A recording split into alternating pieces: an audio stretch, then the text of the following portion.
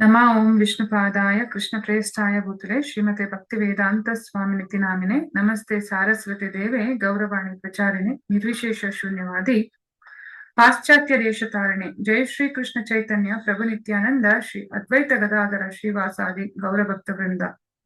ಹರೇ ಕೃಷ್ಣ ಕೃಷ್ಣ ಕೃಷ್ಣ ಹರೇ ಹರೇ, ಹರೇ ರಾಮ ರಾಮ ರಾಮ ಹರೇ ಹರೇ. ಹರೇ ಕೃಷ್ಣ ಕೃಷ್ಣ ಕೃಷ್ಣ ಹರೇ ಹರೇ, ಹರೇ ರಾಮ ರಾಮ ರಾಮ ಹರೇ ಹರೇ. ಹರೇ ಕೃಷ್ಣ ಕೃಷ್ಣ ಕೃಷ್ಣ ಹರೇ ಹರೇ, ಹರೇ ರಾಮ ರಾಮ ರಾಮ ಹರೇ ಹರೇ. ಸರ್ವೇ ಜನ ಸುಖಿನೋ ಭವಂತು, ಸನ್ಮಂಗಳಾನಿ ಭವಂತು. ಎಲ್ರಿಗೂ ಒಳ್ಳೇದಾಗ್ಲಿ. ಭಗವಂತ ಎಲ್ಲಾರ ಇಚ್ಛೆಗಳನ್ನ ಪೂರೈಸ್ಲಿ. ಹಾಗೆ ನಮ್ಗೆ ಏನೇ ಒಳ್ಳೇದಾದ್ರೂ ಕೂಡ ಉತ್ತರೋತ್ತರ ಅಭಿವೃದ್ಧಿಗೆ ಹಾಗೂ ಎಲ್ಲರ ಒಳ್ಳೇದಕ್ಕೆ ಏನ್ ಮಾಡ್ಬೇಕೋ ಅದನ್ನ ಭಗವಂತ ಯಥೇಚ್ಛವಾಗಿ ಕೊಡ್ಲಿ ಅಂತ ಕೇಳ್ಕೊಳ್ತಾ ಇವತ್ತಿನ ತರಗತಿಯನ್ನ ನಾನು ಸ್ಟಾರ್ಟ್ ಮಾಡ್ತಾ ಇದ್ದೀನಿ. ನಾವು ತುಂಬಾ ಸಲ ನಾನು ನಿಮ್ಗೆ ಹೇಳ್ತಾ ಇರ್ತೀನಿ ರೇಖೆಯಿಂದ ಏನೆಲ್ಲ ಮಾಡ್ಬೋದು ಅಂತ. ರೇಖೆಯಲ್ಲಿ ನಾವು ಹಸ್ತಕ್ರಮವನ್ನ ಮಾಡ್ಕೊಳ್ಳೋದ್ರಿಂದ, ಒಂದೇ ಒಂದ್ ನಿಮಿಷ, ಒಂದು ಗ್ರೂಪಿಗೆ ಹಾಕ್ಬೇಕಿತ್ತು.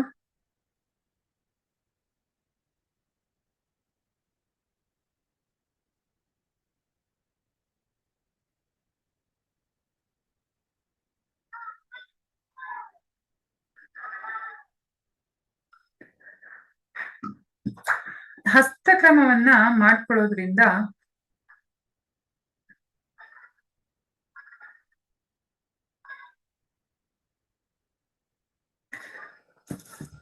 ನಮ್ಮ ಕುಂಡಲಿನಿ ಶಕ್ತಿ, ಹಾಗೇನೆ ನಮ್ಮ ಏನ್ ಹೇಳ್ತಾರೆ ಪರಿಪೂರ್ಣವಾಗಿರುವಂತ ನಮ್ಮ ಒಂದು ದೇಹದಲ್ಲಿರುವ ಚಕ್ರಗಳು, ಹಾಗೆ ನಮ್ಮ ಪ್ರಾಣಮಯ ಕೋಶದಲ್ಲಿರುವಂತ ನಮ್ಮ ನಾಡಿಗಳು ಎಲ್ಲ ಆಕ್ಟಿವೇಟ್ ಆಗ್ಲಿಕ್ಕೆ ಶುರು ಆಗುತ್ತೆ.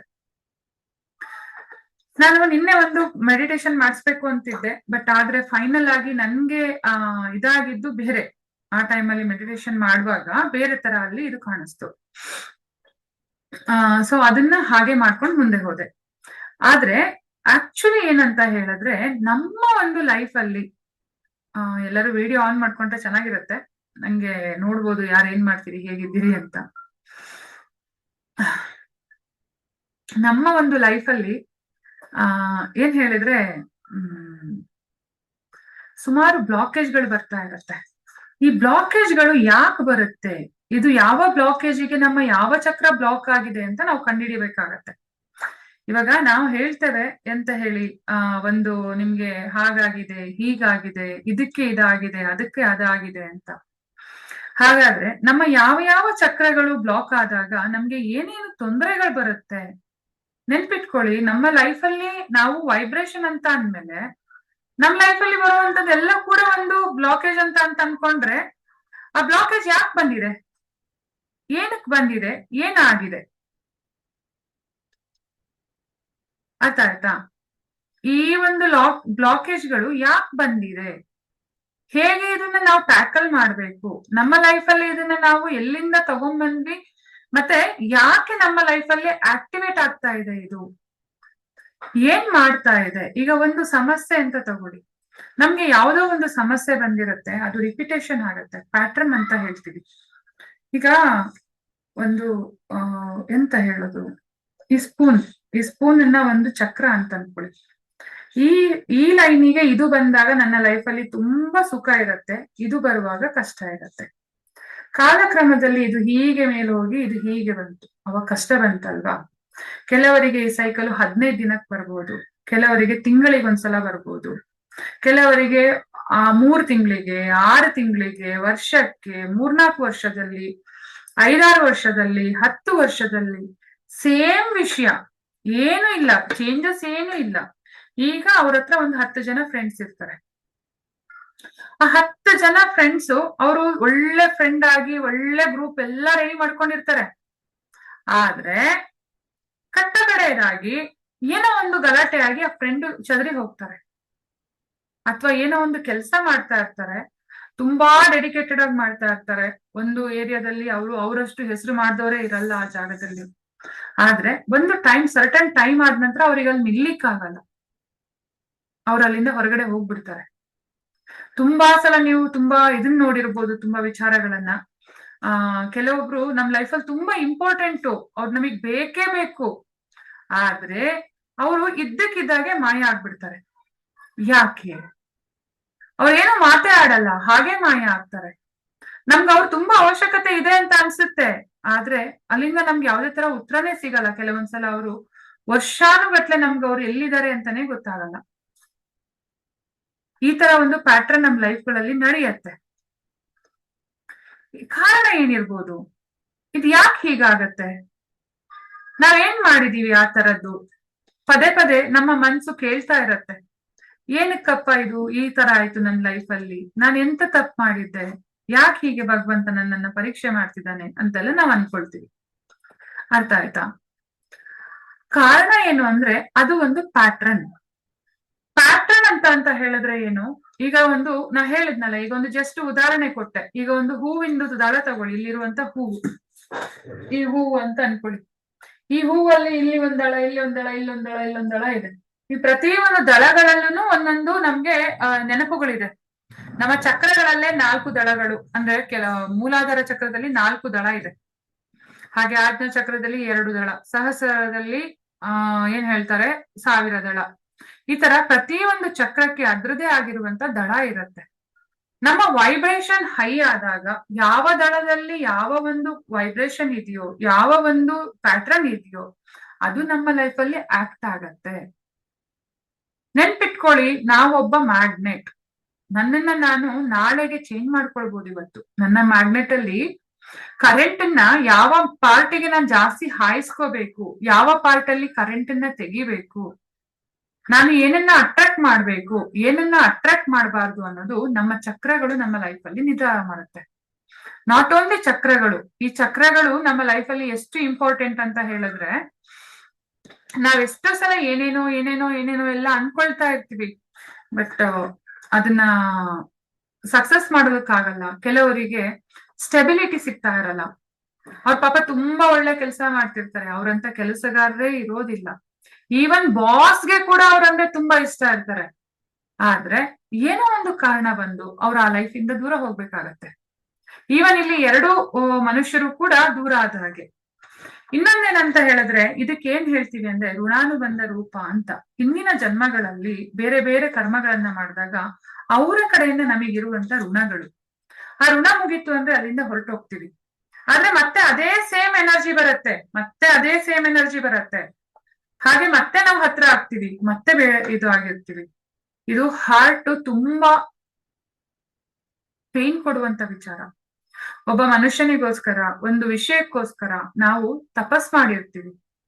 ಒಬ್ಬ ಮನುಷ್ಯನ ಜೊತೆ ನೀವು 10 ವರ್ಷ ಕಳೆದಿದ್ದೀರಾ ಅಂದ್ರೆ ಆ 10 ವರ್ಷ ಅವರು ನಿಮ್ಮ ಹತ್ರ ಸ್ವೀಟ್ ಆಗಿದ್ದು 10 ವರ್ಷ ಕೊನೆಯಲ್ಲಿ ನಿಮ್ಮನ್ನ ಏನೋ ಒಂದು ಹರ್ಟ್ ಮಾಡಿ ಬಿಟ್ಟು ಹೋಗಿರ್ತಾರೆ, ಅಥವಾ ನೀವು ಅವ್ರಿಗೆ ಹರ್ಟ್ ಮಾಡಿರ್ತೀರಾ, ಅವ್ರು ನಿಮ್ಮನ್ನ ಬಿಟ್ಟು ಹೋಗಿರ್ತಾರೆ. ಅವಾಗ ನಿಮಗೆ ಅನ್ಸುತ್ತೆ, ಇಷ್ಟು ದಿನ ನಾವೆಲ್ಲ ಜೊತೆಗಿದ್ವಿ, ಆ ಒಂದು ಮಾತು ಇವ್ರು ಜೀರ್ಣ ಮಾಡ್ಕೊಳ್ಲಿಕ್ಕೆ ಆಗ್ಲಿಲ್ವಾ ಅಂತ ನಾವ್ ಅನ್ಕೊಳ್ತೀವಿ. ಎಷ್ಟು ಚೆನ್ನಾಗಿದೆ, ಆದ್ರೆ ಕಡೆಗೆ ನಂಗೆ ಹಿಂಗ್ ಹೇಳ್ಬಿಟ್ರಲ್ಲ ಅಂತ ಅವ್ರು ಅನ್ಕೊಳ್ತಾರೆ. ಸೊ ಈಗ ನೀವು ಜಸ್ಟ್ ಥಿಂಕ್ ಮಾಡಿ, ಇದು ಏನಿರ್ಬೋದು? ವಿಧಿ ಆಟ ಅಂತ ಹೇಳ್ತೀವಿ, ಹಣೆ ಬರಹ ಅಂತ ಹೇಳ್ತೀವಿ, ಕರ್ಮ ಅಂತ ಹೇಳ್ತೀವಿ. ಹಾಗಾದ್ರೆ ಇದನ್ನ ಸರಿ ಮಾಡ್ಕೊಳ್ಲಿಕ್ ಆಗಲ್ವಾ? ಖಂಡಿತವಾಗ್ಲೂ ಆಗತ್ತೆ, ಖಂಡಿತವಾಗ್ಲೂ ಆಗತ್ತೆ. ನಾನು ನಿನ್ನೆನೆ ಹೇಳಿದ್ನಲ್ವಾ, ಕೆಲವೊಂದು ಪರ್ಫ್ಯೂಮ್ ಇಂದ ನಮ್ಮ ಕೆಲವೊಂದು ಚಕ್ರಗಳನ್ನ ಬ್ಯಾಲೆನ್ಸ್ ಮಾಡ್ಬೋದು. ಮತ್ತೆ ನಮ್ಮ ಒಂದು ವೈಬ್ರೇಷನ್ ಲೆವೆಲ್ ಇದೆಯಲ್ಲ, ಅದನ್ನ ಹೈ ಮಾಡ್ಕೊಳ್ಬೇಕು. ಈಗ ಚಕ್ರಗಳು ಕೆಲವೊಮ್ಮೆ ನಮ್ಮ ಮನಸ್ಸಿಂದನೇ ಹಾಳಾಗತ್ತೆ ಅಂತ ನಾನು ನಿನ್ನೆ ಹೇಳಿದೆ. ಯಾರೋ ಒಬ್ರು ನಿಮ್ಗೆ ಬೇಜಾರ್ ಮಾಡಿರ್ಬೋದು, ಅಥವಾ ಯಾರೋ ಒಬ್ರಿಂದ ನೀವು ಬೇಜಾರಾಗಿರ್ಬೋದು, ಅಥವಾ ನಿಮಗೆ ಏನೋ ಒಂದು ತೊಂದರೆ ಆಗಿದ್ದಿರ್ಬೋದು. ಆಗ ನೀವು ನಿಮ್ಮ ಮನಸ್ಸನ್ನ ಚೇಂಜ್ ಮಾಡ್ಕೊಂಡಾಗ ನಿಮ್ಮ ಎಲ್ಲ ಚಕ್ರಗಳು, ಇಡೀ ದೇಹದ ವೈಬ್ರೇಷನ್ ಚೇಂಜ್ ಆಗತ್ತೆ.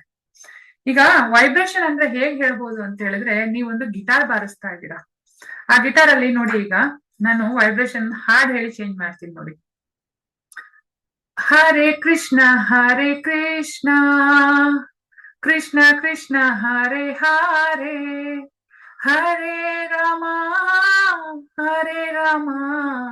ರಾಮ ರಾಮ ಹರೇ ಹರೇ. ಇದೇ ಹಾಡನ್ನ ನಾನು ಬೇರೆ ತರ ಹೇಳ್ಬೋದು. ಹರೇ ಕೃಷ್ಣ. ಈಗ ಆ ಹಾಡಿನ ಟ್ಯೂನ್ಗೂ ಈ ಹಾಡಿನ ಟ್ಯೂನ್ಗೂ ಬೇರೆ ಬೇರೆ ಅಲ್ವಾ? ಸೊ ಹೀಗೇನೆ ನಾವು ಕೂಡ ಅಷ್ಟೇ, ನಮ್ಮ ಮನಸ್ಸು ಬದಲಾದಾಗ ನಮ್ಮ ಮನಸ್ಸಿಗೆ ತಕ್ಕ ಹಾಗೆ ನಮ್ಮ ವೈಬ್ರೇಷನ್ ಅನ್ನ ಚೇಂಜ್ ಮಾಡ್ತೀವಿ. ಆ ವೈಬ್ರೇಷನ್ ಚೇಂಜ್ ಆದಾಗ ಏನಾಗತ್ತೆ ಅಂತ ಹೇಳಿದ್ರೆ ನಾವು ಅದಕ್ಕೆ ಸಂಬಂಧಪಟ್ಟದನ್ನ ಮಾತ್ರ ಅಟ್ರಾಕ್ಟ್ ಮಾಡ್ತೀವಿ. ಇದು ಅರ್ಥ ಆಯ್ತಾ? ಇದು ಅರ್ಥ ಆಯ್ತಾ ಎಲ್ರಿಗೂ? ಆಯ್ತಾ ಇಲ್ವಾ? ನಂಗೆ ಉತ್ತರ ಬೇಕು, ಆನ್ಸರ್ ಬೇಕು, ಎಸ್ ಆರ್ ನೋ ಅಂತ ಹೇಳ್ಬೇಕಲ್ಲ.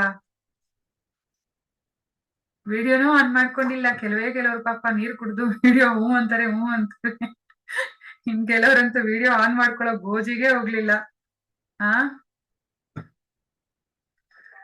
ಹೀಗೇನೆ. ಈಗ ನೋಡಿ, ಬೆಳಿಗ್ಗೆ ಎದ್ದ ತಕ್ಷಣ ಕೆಲವೊಂದ್ಸಲ ನಮಗ್ ಸಿಟ್ಟು ಬರತ್ತೆ, ನಮ್ಮ ಹಾರ್ಮೋನ್ ಇಂಬ್ಯಾಲೆನ್ಸ್. S, good. ಏನಂತ ಹೇಳಿದ್ರೆ ಹಾರ್ಮೋನ್ ಇಂಬ್ಯಾಲೆನ್ಸ್ ಆಗಿದೆ ಅಂತ ಹೇಳ್ತೀವಿ ಅಲ್ವಾ? ಹಾಗಾದ್ರೆ ಹಾರ್ಮೋನ್ ಇಂಬ್ಯಾಲೆನ್ಸ್ ಅಂದ್ರೆ ಏನು?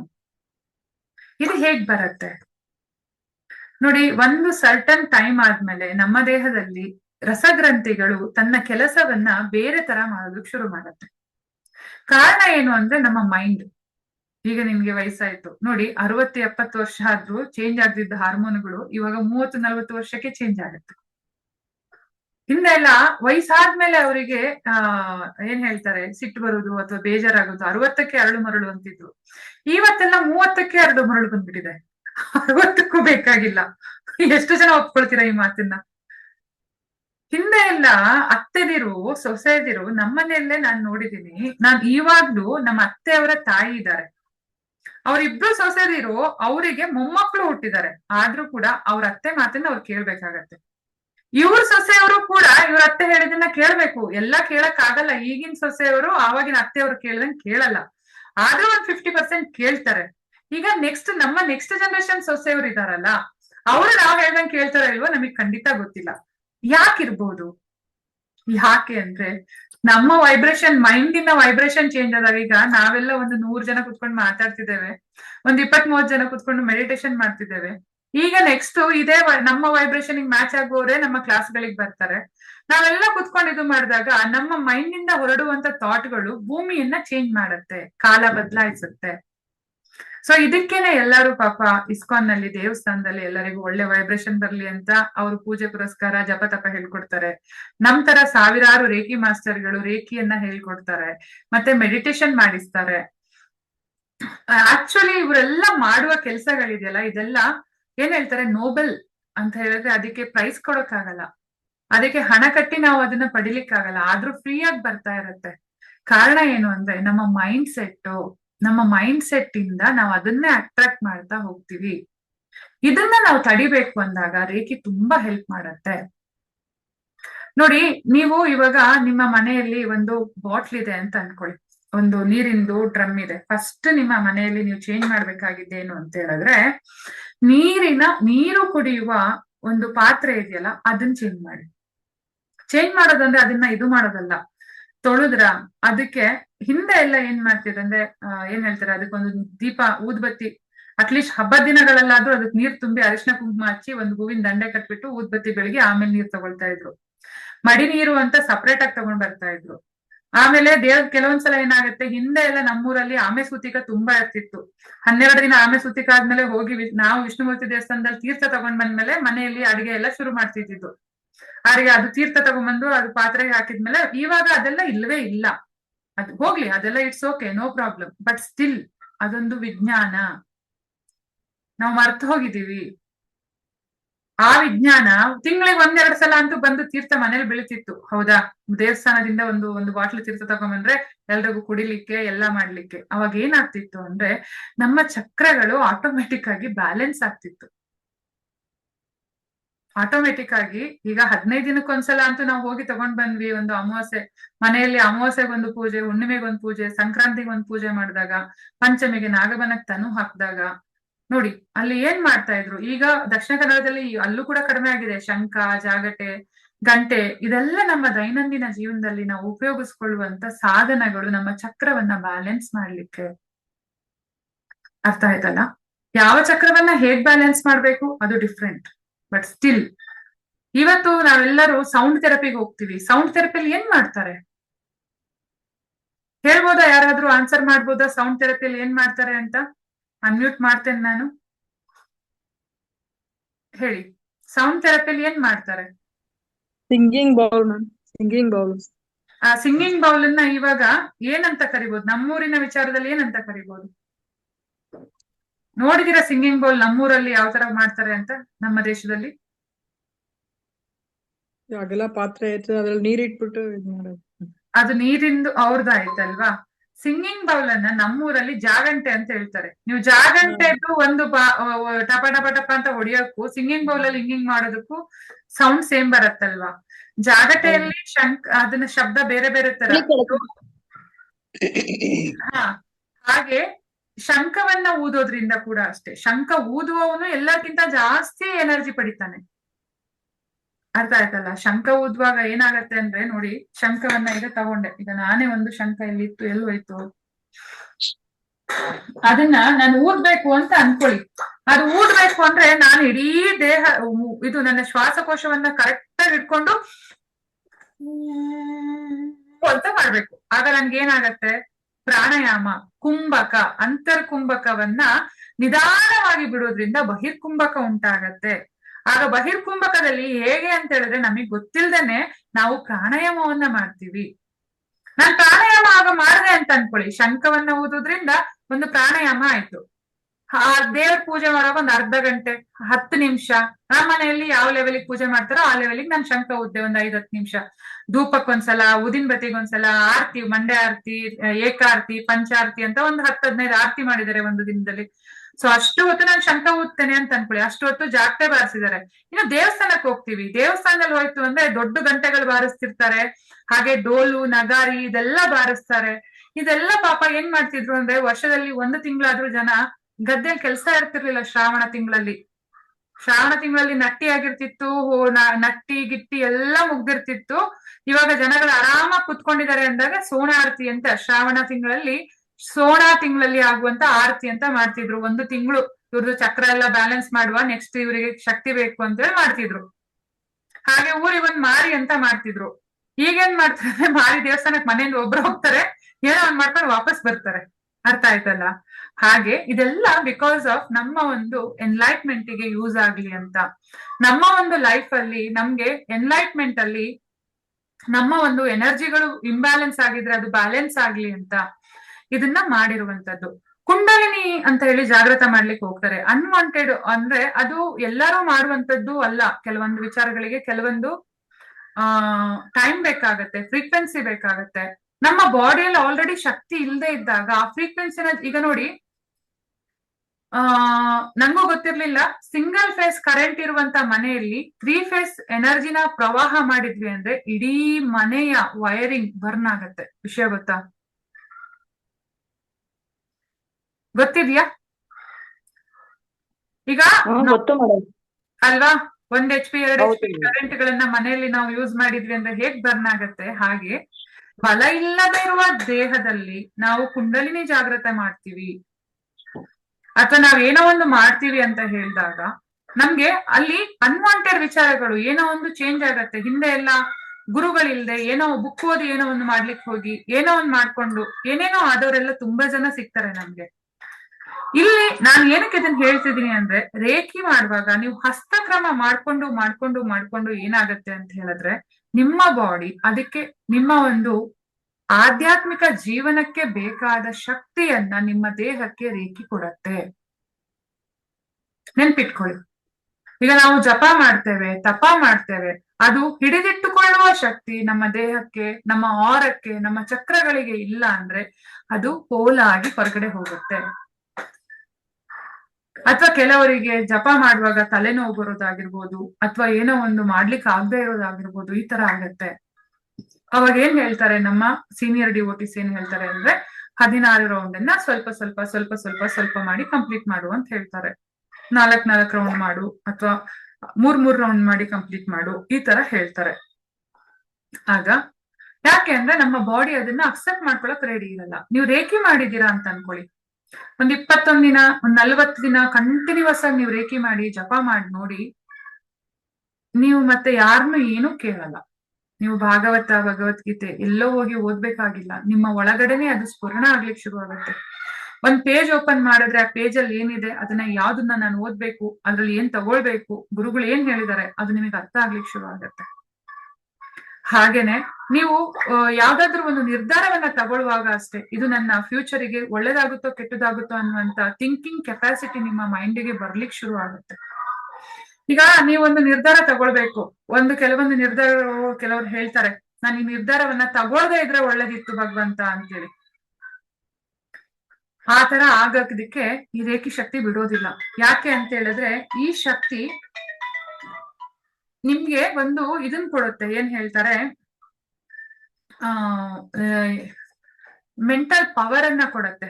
ಯಾವ ತರ ನೀವು ಈ ಶಕ್ತಿಯನ್ನ ಉಪಯೋಗಿಸ್ಕೊಂಡು ನಿಮ್ಮ ಫ್ಯೂಚರ್ ಅಲ್ಲಿ ಫ್ಯೂಚರ್ ಟೈಮ್ ಲೈನ್, ನಿನ್ನೆ ಇದೇ ಹೊತ್ತಿಗೆ ನಾವಿದ್ದಂತ ಟೈಮ್ ಲೈನ್ ಅಲ್ಲಿ ಇವತ್ತಿಲ್ಲ. ಟೈಮ್ ಲೈನ್ ಅಂದ್ರೆ ಇದು ಸಮಯ. ನಿನ್ನೆಯ ಟೈಮ್ ಲೈನ್ ನಿನ್ನೆ ಹೊರಟೋಯ್ತು. ನಿನ್ನೆ ಪ್ರಾಕ್ಟೀಸ್ ಮಾಡಿದೀವಿ, ಇವತ್ತು ಹೊಸ ಪ್ರಾಕ್ಟೀಸಿಗೆ ಕುತ್ಕೊಂಡಿದೀವಿ. ನಾಳೆಯ ಟೈಮ್ ಲೈನ್ ಬೇರೆ. ನಾನು ಇವತ್ತು ಈ ಟೈಮ್ ಲೈನ್ ಅಲ್ಲಿ ಕುತ್ಕೊಂಡು ನಾಳೆಯ ಟೈಮ್ ಲೈನ್ ಅನ್ನ ನಾನು ವ್ಯವಸ್ಥಿತವಾಗಿ ಹೀಲ್ ಮಾಡಬಹುದು. ರೇಖಿ ಶಕ್ತಿ ಅಥವಾ ನಮ್ಮ ಜಪತಪಗಳು ನಮ್ಮ ನಾಳೆಯ ಟೈಮ್ ಲೈನ್ ಅನ್ನ ಕರೆಕ್ಟ್ ಆಗಿ ವ್ಯವಸ್ಥಿತವಾಗಿ ವರ್ಕ್ ಆಗುವಾಗ ಮಾಡುತ್ತೆ. ಎಷ್ಟೋ ಜನ ಜಪ ಮಾಡುವಾಗ ಅವ್ರಿಗೆ ಎಷ್ಟೊಂದು ಅಬ್ಸ್ಟ್ರಾಕಲ್ಸ್ ಬರ್ತಾ ಇರತ್ತೆ. ಆ ಅಬ್ಸ್ಟ್ರಾಕಲ್ಸ್ ಅನ್ನ ಅಥವಾ ಅವ್ರ ಸಾಧನೆಗೆ ಅಬ್ಸ್ಟ್ರಾಕಲ್ಸ್ ಬರ್ತಾ ಇರತ್ತೆ. ಆ ಅಬ್ಸ್ಟ್ರಾಕಲ್ಸ್ ಅನ್ನ ಇವತ್ ಬಂದಿದೆ ಅಲ್ವಾ, ಓಕೆ, ನೋ ಇಶ್ಯೂಸ್. ನಾನು ಇವತ್ ಕುತ್ಕೊಂಡು ನಾಳೆಯ ಟೈಮ್ ಲೈನ್ ಅನ್ನ ಇವತ್ ಹೀಲ್ ಮಾಡ್ತೀನಿ ಅಂತ ಶುರು ಮಾಡ್ಕೊಳ್ಳಿ.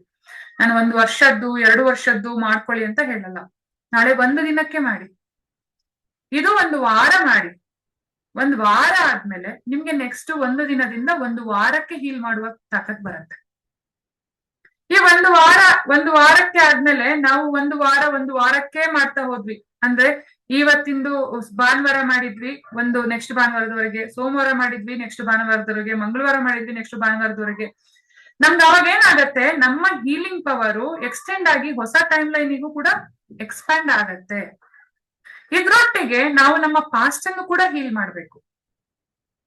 Not only present and future, we have to heal our past. ಯಾಕೆ? ನಾನೀಗ ಗದ್ದೆಯಲ್ಲಿ ಭತ್ತ ಹಾಕಿದ್ದೀನಿ, ಆದ್ರೆ ಆ ಭತ್ತ ದಪ್ಪ ಅಕ್ಕಿ ಭತ್ತ. ನಾನ್ ದಪ್ಪ ಅಕ್ಕಿ ಭತ್ತವನ್ನ ಗದ್ದೆಯಲ್ಲಿ ಹಾಕ್ಬಿಟ್ಟು ಸಣ್ಣ ಅಕ್ಕಿ ಭತ್ತ ನನ್ಗೆ ಹುಟ್ಟಿ ಬರ್ಲಿ ಅಂದ್ರೆ ಬರತ್ತಾ? ಆದ್ರೆ ಸಣ್ಣಕ್ಕಿ ಭತ್ತ ಬರಲ್ಲ. ಆದ್ರೆ ಸಣ್ಣಕ್ಕಿ ಭತ್ತ ಕೊಂಡ್ಕೊಳ್ಳುವಷ್ಟು ಬೆಲೆ ಇದ್ರಲ್ಲಿ ಬರುತ್ತೆ. ನೆನ್ಪಿಟ್ಕೊಳ್ಳಿ, ದಪ್ಪ ಅಕ್ಕಿ ಭತ್ತವನ್ನ ನಾನು ಸೇಲ್ ಮಾಡಿ ಸಣ್ಣಕ್ಕಿ ನನಗೆ ಎಷ್ಟು ಬೇಕೋ ಅಷ್ಟೇ ತಗೊಳ್ಳೋ ಅಷ್ಟು ಭತ್ತ ನನ್ನ ಗದ್ದೆಯಲ್ಲಿ ಬೆಳೆಯುತ್ತೆ. ನಾನು ಹಾಕಿದ ದಪ್ಪ ಅಕ್ಕಿ ಭತ್ತ, ಆದ್ರೆ ನನ್ ಬಂದಿದ್ದೇನು ಸಣ್ಣಕ್ಕಿ ಭತ್ತ ಕೊಂಡ್ಕೊಳ್ಳುವಷ್ಟು ತಾಕತ್ ನನಗ್ ಬಂತು. ಹೌದಾ ಅಲ್ವಾ? ಈಗ ನಾವು ಜಪ ತಪ ಎಲ್ಲ ಮಾಡ್ತೀವಿ, ನಾವೇನೋ ಒಂದು ಸಾಧನೆ ಕೂಡ ಮಾಡ್ತೀವಿ. ನಮ್ಮ ಲೈಫ್ ಅಲ್ಲಿ ನಾವು ದೊಡ್ಡ ದೊಡ್ಡ ಸಾಧನೆಗಳನ್ನ ಮಾಡ್ಬೇಕು ಅಂತ ಅನ್ಕೊಳ್ತೀವಿ, ಆದ್ರೆ ಮಾಡಕ್ಕಾಗಲ್ಲ, ಬಿಟ್ಟು ಹೋಗತ್ತೆ ಮಧ್ಯದಲ್ಲಿ. ಕಾರಣ ಏನು? ನಮ್ಮ ಒಂದು ಬಾಡಿಲಿ ಎನರ್ಜಿ ಇರಲ್ಲ, ನಮ್ಮ ಒಂದು ಆರದಲ್ಲಿ ಎನರ್ಜಿ ಇರಲ್ಲ. ಅರ್ಥ ಆಯ್ತಲ್ಲ? ನಾವು ಈ ಇದನ್ನ 48 ಡೇಸ್ ಚಾಲೆಂಜ್ ಅಂತ ಮಾಡ್ಕೊಳ್ಳೋಣ. ಇವತ್ತು ಓಕೆ, ಇಟ್ಸ್ ಓಕೆ. ಇವತ್ತು 18 ತಾರೀಕು, 20ನೇ ತಾರೀಕಿಂದ ನಾವೊಂದು 60 ದಿನದ ಪ್ರಾಕ್ಟೀಸ್ ಅನ್ನ ಇಟ್ಕೊಳ್ಳೋಣ. ನಾನು ಕ್ಲಾಸ್ ಮಾಡ್ಬೋದು, ಮಾಡದೇ ಇರ್ಬೋದು, ಬಟ್ ಆ ಟೈಮ್ ಅಲ್ಲಿ ನಾನು ಡೈಲಿ ಕ್ಲಾಸ್ ಅನ್ನ ನಾನು ಯೂಟ್ಯೂಬ್ ಅಲ್ಲಿ ಹಾಕ್ತಾ ಇರ್ತೀನಿ. ಸಪೋಸ್ ನಾನ್ ಕ್ಲಾಸ್ ಮಾಡ್ಲಿಲ್ಲ ಅಂದ್ರೆ ನನಗ್ ಕಾಲ್ ಮಾಡೋ ಬದಲು ಹಿಂದಿನ ಯಾವ ಕ್ಲಾಸ್ ನೀವು ನೋಡ್ಬೇಕು ಅನ್ಕೊಂಡಿದೀರಾ, ಯಾವ ಮೆಡಿಟೇಷನ್ ನಿಮ್ಗೆ ಇಷ್ಟ ಆಗಿರತ್ತೆ, ಆ ಮೆಡಿಟೇಷನ್ ನ ಹಾಕೊಂಡು ಪ್ರಾಕ್ಟೀಸ್ ಮಾಡಿ. ಆದ್ರೆ 60 ದಿನದಲ್ಲಿ ಇವತ್ತು ಮತ್ತೆ ನಾಳೆ 2 ದಿನ ಟೈಮ್ ಇದೆ. ನಿಮ್ಮ ಲೈಫ್ ಅಲ್ಲಿ ನೀವು ಒಂದು ಡ್ರಾಸ್ಟಿಕ್ ಚೇಂಜ್ ಅನ್ನ ನೋಡ್ಬೇಕು 60 ದಿನದಲ್ಲಿ. ಅದ್ ಏನು ಅಂತ ಒಂದು ಬುಕ್ ಅಲ್ಲಿ ಬರ್ಕೊಳ್ಳಿ. ಏನೋ ಒಂದು ಮ್ಯಾನಿಫೆಸ್ಟೇಷನ್ ಮಾಡ್ಕೊಳ್ಳೋಣ. ಚಿಕ್ಕದಂದ್ರೆ ತುಂಬಾ ಚಿಕ್ಕದು ಅಲ್ಲ, ದೊಡ್ಡದಾಗಿ ಅಂದ್ರೆ ತುಂಬಾ ದೊಡ್ಡದು ಅಲ್ಲ. ಆದ್ರೆ ನೀವು ಅನ್ಕೊಂಡಿದ್ದೆಲ್ಲ ನೆರವೇರೋದಕ್ಕೆ ಶುರು ಆಗತ್ತೆ 60ನೇ ದಿನದಲ್ಲಿ. ಅಷ್ಟು ದಿನ ಬೇಕಾ ನಂಗೆ ಗೊತ್ತಿಲ್ಲ. ಮಿಕಾವೋ ಉಸುಯಿಯವರು ರೇಖೆಯನ್ನ ಕಂಡಿಡಿಬೇಕು ಅಂತ ಹೋದಾಗ ಈ ವ್ಯಕ್ತಿ, ಅವರು 20 ದಿನ ತಪಸ್ ಮಾಡಿದ್ರು ಏನು ಬರ್ಲಿಲ್ಲ. 21ನೇ ದಿನ ಬೆಳಿಗ್ಗೆ ಅವರಿಗೆ ಶಕ್ತಿ ಬಂದ್ಬಿಡ್ತು. ಹಾಗೇನೆ ನಾವಿವಾಗ 60 ದಿನದ ಒಂದು ಚಾಲೆಂಜ್ ಮಾಡ್ಕೊಳ್ಳೋಣ. 60 ಡೇಸ್ ಚಾಲೆಂಜ್. ನಂಗೆ ಗೊತ್ತಿಲ್ಲ ಯಾವ ತರ ಹೇಗೆ ಆಗತ್ತೆ ಅಂತ, ಬಟ್ ಸ್ಟಿಲ್ ನಾನು ಇದು ಪ್ರತಿದಿನದ್ದು ರೇಖಿ ಮೆಡಿಟೇಷನ್ ನಾನು ಪ್ರತಿದಿನ ಅಪ್ಡೇಟ್ ಮಾಡ್ತಾ ಇದ್ದೀನಿ. ಕಾರಣ ಏನು ಅಂದ್ರೆ, ಯಾರಿಗೆ ಅವಶ್ಯಕತೆ ಇರುತ್ತೋ, ಯಾರಿಗೆ ಯಾವಾಗ ಟೈಮ್ ಇರುತ್ತೋ ಅವ್ರು ಅದನ್ನ ಯೂಸ್ ಮಾಡ್ಕೊಂಡು ಪ್ರಾಕ್ಟೀಸ್ ಮಾಡ್ಲಿ ಅಂತ. ನನ್ನ ಯೂಟ್ಯೂಬ್ ಚಾನೆಲ್ ಅಲ್ಲಿ ಹಳೆ ವಿಡಿಯೋಗಳು ಕೂಡ ಇದೆ. ನಿಮ್ಮ ಚಕ್ರಗಳನ್ನ ಹೇಗ್ ಬ್ಯಾಲೆನ್ಸ್ ಮಾಡ್ಕೊಳ್ಳೋದು, ನಿಮ್ಮ ಆರವನ್ನ ಹೇಗ್ ಬ್ಯಾಲೆನ್ಸ್ ಮಾಡ್ಕೊಳ್ಳೋದು, ಅದನ್ನ ನೀವು ರೆಗ್ಯುಲರ್ ಆಗಿ ಮಾಡ್ಕೊಂಡು ಹೋಗಿ ನೋಡಿ, ನಿಮ್ಗೆ ನಿಮ್ ಲೈಫ್ ಅಲ್ಲಿ ಎಷ್ಟು ಡ್ರಾಸ್ಟಿಕ್ ಬದಲಾವಣೆ ಬರುತ್ತೆ ಅಂತ. ರಿಪಿಟೇಷನ್ ಮಾಡಿ, ಯಾವುದೇ ಒಂದು ವಿಚಾರವನ್ನ ರಿಪೀಟ್ ರಿಪೀಟ್ ರಿಪೀಟ್ ಆಗಿ ಮಾಡಿ. ನೀವು 10 ಹಲವು ವಿದ್ಯೆಗಳನ್ನ ಕಲಿಯೋ ಅವಶ್ಯಕತೆ ಖಂಡಿತ ಇಲ್ಲ. ಆ 10 ಹಲವು ವಿದ್ಯೆಗಳನ್ನ ನೀವು ಒಂದೇ ವಿಚಾರವಾಗಿ, ನೀವು 100ಕ್ಕೆ 100% ಒಂದೇ ವಿಚಾರವನ್ನ ಇಟ್ಕೊಂಡು ವರ್ಕ್ ಮಾಡ್ತಾ ಹೋಗಿ, ಈ 100 ವಿದ್ಯೆಗಳು ಆಟೋಮೆಟಿಕ್ ಆಗಿ ನಿಮ್ಗೆ ಬಂದ್ಬಿಡತ್ತೆ. ಯು ವಾಂಟ್ ಬಿಲೀವ್, ನಾನು ಒಂದ್ ಟೈಮ್ ಅಲ್ಲಿ ನನ್ಗೆ ನಮ್ಮ ಗುರುಗಳು ಹೇಳಿದ್ರು, ನೀನು ಹಸ್ತಕ್ರಮ ಮಾಡ್ಕೋ, ಅದ್ರ ನಂತರ ರಾಜಕ್ರಿಯೆ ಮಾಡು. ನನ್ಗೆ ಸಿದ್ಧಿಗಳು ನನ್ನ ಹತ್ರ ಬಂದ್ ನಿಂತ್ಕೊಂಡಿದ್ವು. ಇಸ್ಕಾನ್ಗೆ ಹೋದೆ, ಇಸ್ಕಾನ್ ನಲ್ಲಿ ಜಪತಪ ಕಲ್ತೆ. ಬಿಲೀವ್ ಮಾಡಕ್ಕಾಗಲ್ಲ, ಕೆಲವೊಂದು ಸೀಕ್ರೆಟ್ಗಳು ಹೇಳಕ್ಕಾಗಲ್ಲ, ಹೇಳಬಾರ್ದು ಕೂಡ. ಆ ಲೆವೆಲಿಗೆ ನನ್ಗೆ ಭಗವಂತ ಪ್ರಕಟ, ಅಂದ್ರೆ ಭಗವಂತನ ಕೆಲವೊಂದು ಇಂಟಿಮೆಸಿ ನನ್ನಲ್ಲಿ ಬೆಳೀತು. ಕಾರಣ ಏನು? ಸತತವಾಗಿ ಸತತವಾಗಿ ಸತತವಾಗಿ ಮರಳಿ ಯತ್ನವ ಮಾಡು, ಮರಳಿ ಯತ್ನವ ಮಾಡು, ಮರಳಿ ಯತ್ನವ ಮಾಡು, ಮರಳಿ ಯತ್ನವ ಮಾಡು. ನನ್ ವಿವೇಕಾನಂದನ ಮಾಡಿದಲ್ಲ, ನನ್ಗೇನೋ ಒಂದು ನಂಬಿಕೆ, ಅವ್ರೇನೋ ಹೇಳ್ತಿದ್ದಾರೆ, ಮಾಡ್ಬಿಡೋಣ, ಇದ್ರಲ್ಲಿ ಏನೋ ಒಂದು ಗೊತ್ತಾಗತ್ತಲ್ಲ, ಏನೋ ಒಂದು ಆಗತ್ತಲ್ಲ, ನೋಡುವ ಏನಾಗತ್ತಂತ, ಏನೋ ಆಗತ್ತಂತ ನೋಡುವ ಅನ್ನೋ ಒಂದು ಕುತೂಹಲ. ಈಗ ನಾನ್ ಹೇಳ್ತಾರಲ್ಲ, ನಿನ್ ಬಾವಿ ತೋಡುವಾಗ 100 ಕಡೆ ಬಾವಿ ತೋಡಿದ್ರೆ ನೀರ್ ಬರಲ್ಲ, ಒಂದೇ ಕಡೆ 100 ಅಡಿ ಬಾವಿ ತೋಡು, ಎಷ್ಟ್ ನೀರ್ ಬರುತ್ತೆ ನೋಡು ಅಂತ ಹೇಳ್ತಾರೆ. ಹಾಗಾಗಿ ನಾನ್ 10 ಹಲವು ವಿದ್ಯೆಗಳನ್ನ ಕಲ್ತಿದೀನಿ, ಕಲ್ತಿಲ್ಲ ಅಂತಲ್ಲ. ನನ್ನ ಹತ್ರ ನೀವು ನಂದು ಇದು ಗೂಗಲ್ ಡ್ರೈವ್ ಮತ್ತೆ ನಂದು ಮೇಲು, ನಂದು ಕಂಪ್ಯೂಟರ್ ನೋಡ್ಬಿಟ್ರೆ ತಲೆ ಕೆಡ್ಸ್ಕೊಂಡ್ ಬಿಡ್ತೀರಾ. ನಾನು ಅಷ್ಟು ವಿದ್ಯೆಗಳನ್ನ ಕಲ್ತಿದ್ದೀನಿ. ಆದ್ರೆ ನಾನ್ ಬಲವಾಗಿ ಹಿಡ್ಕೊಂಡಿರೋದು ರೇಖಿನ ಮತ್ತೆ ಜಪವನ್ನ. ಇದ್ರ ಮೇಲೆ ನಾನು ವರ್ಕ್ ಮಾಡ್ತಾ ಹೋದೆ ಅಂದ್ರೆ, ಯು ವಾಂಟ್ ಬಿಲೀವ್, ನಮ್ಗೆ ಅದು ಆಟೋಮೆಟಿಕ್ ಆಗಿ ಎನರ್ಜಿನ, ಆಟೋಮೆಟಿಕ್ ಆಗಿ ನಮ್ಗೆ ಜ್ಞಾನವನ್ನ, ಎಷ್ಟೋ ಸಲ ನಮಗ್ ಗೊತ್ತಿಲ್ಲದೆ ಇರುವಂತ ವಿಚಾರಗಳು ನಮ್ ಲೈಫಲ್ಲಿ ದುತ್ತಂತ ನಮ್ ಮುಂದೆ ಬಂದ್ ನಿಂತ್ಕೊಳ್ತು ಅಂದ್ರೆ, ಅದನ್ನ ಹೇಗ್ ದಾಟಿ ನಾನ್ ಮುಂದೆ ಹೋಗೋದು, ಅದನ್ನ ದಾಟಿ ಅದ್ರದೊಂದು ಎನರ್ಜಿನ ನಾನ್ ಹೇಗೆ ಸರಿ ಮಾಡ್ಕೊಳ್ಳೋದು, ಅದು ಹೇಳ್ಕೊಡತ್ತೆ. ಯಾರೋ ಬಂದು ಕಿವಿಯಲ್ಲಿ ಹೇಳ್ದಂಗ ಅನ್ಸುತ್ತೆ, ಅಥವಾ ಯಾರೋ ಒಬ್ರು ಬಂದು ನಮಗ್ ಹೆಲ್ಪ್ ಮಾಡ್ತಾರೆ, ಯಾರೋ ಒಬ್ರು ಎಲ್ಲಿಂದನೋ ಬಂದು ನಮ್ಗೆ ಸಹಾಯವನ್ನು ಕೂಡ ಮಾಡ್ತಾರೆ. ನೀವು ಬಿಲೀವ್ ಮಾಡಲ್ಲ, ನಂಗೆ ಈಗ ಒಂದು ವರ್ಷ 2 ವರ್ಷದಿಂದ ನಂಗೆ ಏನ್ ಮಾಡ್ಬೇಕು ಅಂತ ನಾನು ಥಿಂಕ್ ಮಾಡ್ತಾ ಇರ್ತಿದ್ದೆ, ಏನ್ ಮಾಡ್ಬೇಕು ಅಂತ. ಆದ್ರೆ ಆಯಾಯ ಕರೆಕ್ಟ್ ಆಗಿರುವಂತ ಸಮಯದಲ್ಲಿ ಕರೆಕ್ಟ್ ಆಗಿರುವಂತ ಗೈಡೆನ್ಸ್ ಗಳು ನನಗೆ ಸಿಗ್ತಾ ಇತ್ತು. ಈ ಕ್ಷಣಕ್ ನೀನ್ ಇದನ್ ಮಾಡು, ಈ ಕ್ಷಣಕ್ ನೀನ್ ಹಿಂಗ್ ಹೋಗು, ಈ ಕ್ಷಣಕ್ ಇದನ್ ಮಾಡ್ಬೇಡ. ನಾನು ಅದನ್ನ ಪರಿಪೂರ್ಣವಾಗಿ, ನನ್ನ ಮನ್ಸು ಹೇಳೋದನ್ನ ಪರಿಪೂರ್ಣವಾಗಿ ಕೇಳ್ತಿದ್ದೆ. ಅದ್ರಲ್ಲಿ ನನ್ಗೆ 100% ಲಾಭ ಬರ್ತಾ ಇತ್ತು. ಡಿಪೆಂಡ್ ಅಪಾನ್ ಯುವರ್ ಭಗವಂತ. ನಿಮ್ಮ ಯಾವುದೇ ಜಪ ಆಗಿರ್ಲಿ, ಯಾವುದೇ ಜಪ, ಅದನ್ನ 100% ಮಾಡಿ. ಯಾವುದೇ ಒಂದು ಇದಾಗಿರ್ಲಿ, ಜೊತೆಗೆ ರೇಖಿ ಮಾಡಿ. ಯಾಕೆ ಅಂದ್ರೆ, ನೀವು ಮಾಡಿರೋ ಜಪಗಳು, ನೀವು ಮಾಡಿರುವಂತ ತಪಸ್ಸುಗಳು ನಿಮ್ಮ ಲೈಫ್ ಅಲ್ಲಿ ನಿಮ್ಗೆ ಒಡೆದು ಬರ್ಬೇಕು ಅಂದ್ರೆ, ನಿಮ್ಮ body, mind and soul alignment ಇರ್ಬೇಕು. ನಾವಿವತ್ತು ಜಸ್ಟ್ ಒಂದು ಚಕ್ರಗಳ ಅಲೈನ್ಮೆಂಟ್ ಬಗ್ಗೆನೇ ಮಾತಾಡ್ತಾ ಇದೀವಿ. ಆದ್ರೆ actually mind, body and soul ಒಂದು ಅಲೈನ್ಮೆಂಟ್ ಗೆ ಬಂತು ಅಂತಂದ್ರೆ, ನಿಮ್ಮನ್ನ ಅಲ್ಲಾಡ್ಸಕ್ ಯಾರಿಂದನೂ ಆಗಲ್ಲ. ಹಣಕಾಸು ಬೇಕಾ? 100% ನೀವ್ ಅನ್ಕೊಂಡ ತಕ್ಷಣ ನಿಮಗೆ ಬೇಕಾಗಿದ್ದು ಅಲ್ಲಿಗೆ ಬಂದ್ ನಿಂತ್ಕೊಳ್ಳುತ್ತೆ. ವಿದ್ಯಾಭ್ಯಾಸದಲ್ಲಿ ನಿಮ್ಗೆ ಮುಂದೆ ಹೋಗ್ಬೇಕಾ? ಅನ್ಕೊಂಡ ತಕ್ಷಣ ಅದು ಬರುತ್ತೆ. ನೀವ್ ಯಾರಿಗೋ ಹೀಲಿಂಗ್ ಕೊಡ್ಬೇಕು, ಮೆಂಟಲಿ ನೀವು ಹೀಲಿಂಗ್ ಕೊಡ್ಬೋದು. ನೀವು ಅವ್ರ ಬಗ್ಗೆ ಥಿಂಕ್ ಮಾಡ್ತಾ ಇದ್ರೇನೆ ಸಾಕು, ನಾನು ಇವ್ರಿಗೆ ಹೀಲಿಂಗ್ ಕೊಡ್ಬೇಕು, ಇಷ್ಟೊತ್ತಿಗೆ ನಾನು ಹೀಲಿಂಗ್ ಕೊಟ್ಟಿದ್ದೀನಿ, ಇವ್ರು ಹೀಲಿಂಗ್ ಕೊಟ್ಟಿದ್ದಾರೆ, ಅವ್ರು ಹೀಲಿಂಗ್ ಕೊಟ್ಟಿದ್ದಾರೆ, ನಾನು ಇವ್ರಿಗೆ ಹೀಲಿಂಗ್ ಕೊಡ್ಬೇಕು ಅಂತಂದ್ರೆ, ನಾವು ನಮ್ಮ ಮನ್ಸಿಗೆ ಅವ್ರು ಬಂದಿದ್ದಾರೆ ಅಂದ್ರೆ ಆ ಕ್ಷಣಕ್ಕೆ ಅವ್ರಿಗೆ ನಮ್ಮಿಂದ ಹೀಲಿಂಗ್ ಹೋಗ್ತಾ ಇರತ್ತೆ. ನೀವು ಪ್ರಾಕ್ಟೀಸ್ ಮಾಡ್ತಾ ಇದ್ರೆ ಆ ಲೆವೆಲ್ಗೆ ಹೀಲರ್ ಆಗ್ತೀರಾ. ನಾವೆಲ್ಲರೂ ಒಬ್ರಿಗೊಬ್ರು ಹೀಲರೇ, ನಾವು ಹುಟ್ಟುತಹ ಹೀಲರೇ. ನಮ್ ಜೊತೆಗೆ ಆ ಶಕ್ತಿಗಳು ಬಂದಿರುತ್ತೆ, ಅದನ್ನ ಡೆವಲಪ್ ಮಾಡ್ಕೊಳ್ಳೋದು ಮಾತ್ರ ನಾವು ಪ್ರಾಕ್ಟೀಸ್ ಇಂದ. ಅರ್ಥ ಆಯ್ತಲ್ಲ? ಸೊ ಇನ್ನು ಅರ್ಧ ಗಂಟೆ ಇದೆ, ನಾವು ಪ್ರಾಕ್ಟೀಸ್ ಮಾಡ್ಕೊಳ್ಳೋಣ. ಇದ್ರಲ್ಲಿ ಏನಾದ್ರೂ ಕ್ವೆಶ್ಚನ್ ಇದ್ರೆ ಕೇಳ್ಬೋದು, ನಾನು ಏನಾದ್ರೂ ಆನ್ಸರ್ ಮಾಡ್ಲಿಕ್ಕಾದ್ರೆ ಖಂಡಿತ ಮಾಡ್ತೀನಿ. Any questions? ಮೇಡಮ್, ಇದು ಕೆಲ್ಸದ ವಿಚಾರದಲ್ಲಿ ಯಾವ ಚಕ್ರ ಆಕ್ಟಿವೇಟ್ ಇದ್ ಮಾಡ್ಬೇಕು? ಆಮೇಲೆ ನಾವು ಒಂದ್ ರೀತಿಯಲ್ಲಿ ಫ್ಯಾಮಿಲಿ ಬಾಂಡಿಂಗ್ ಅಲ್ಲಿ ತುಂಬಾ ಎಮೋಷನಲಿ ಅಟ್ಯಾಚ್ ಆಗಿರ್ತೀರಿ, ಅದನ್ನ ಹೆಂಗೆ ನಾವು ಇದು ಮಾಡ್ಬೇಕು? ಜೊತೆಗೆ ನಾವು ಪರ್ಸನಲ್ ಲೈಫು, ನಮ್ದು ಅಫಿಷಿಯಲ್ ಲೈಫು, ಇದನ್ ಮಾಡಕ್ ಜಂಜಾಟದಲ್ಲಿ ಸಿಗಾಕೊಂಡ್ಬಿಟ್ಟಿದೀರಿ. ನಾನು ಹೊರಗಡೆ ಬರಕ್ ಆಗ್ತಾ ಇಲ್ಲ. ಏನಿಲ್ಲ, ನೀವು ರೇಖೆಯಲ್ಲಿ ಎಷ್ಟು ಲೆವೆಲ್ ಆಗಿದೆ ನಿಮ್ದು? ಇಲ್ಲ, ಏನು ಮಾಡಿ ಇವಾಗ ಜಸ್ಟ್ ಸ್ಟಾರ್ಟ್ ಮಾಡಿದೀನಿ ಓಕೆ ನಿನ್ನಿಂದ. Okay, no issues. ಆಗ್ಲಿ ಭಗವಂತಂದಿದ್ದು. ರೇಖಿಯಲ್ಲಿ ನೀವು ಸೆಕೆಂಡ್ ಲೆವೆಲ್ ತಗೊಳ್ಳಿ. ಫಸ್ಟ್ ಲೆವೆಲ್ ಈಗ ನಾನು ನಾಳೆ ಅಟೈನ್ಮೆಂಟ್ ಕೊಡ್ತೀನಿ. ನಾಳೆ ಫಸ್ಟ್ ಲೆವೆಲ್ ತಗೊಂಡು ಪ್ರಾಕ್ಟೀಸ್ ಶುರು ಮಾಡ್ಕೊಳ್ಳಿ. ನಿಮ್ಗೆ ಒಂದ್ ತಿಂಗಳಲ್ಲೇ ನಿಮಗೆ ಆಲ್ಮೋಸ್ಟ್ ಆಲ್ ನಿಮ್ಮ ಆಫೀಸಲ್ಲಿ ಮತ್ತೆ ಮನೆಯಲ್ಲಿ ಬದಲಾವಣೆಗಳು ಕಾಣ್ತೀರಾ. ಕಾರಣ ಏನು ಅಂತಂದ್ರೆ ಪಾಪ ಅವ್ರನ್ನೆಲ್ಲ ಬಡಿದೆಬ್ಸಿರೋದು ನಾವೇನೆ. ಅರ್ಥ ಆಯ್ತಲ್ಲ?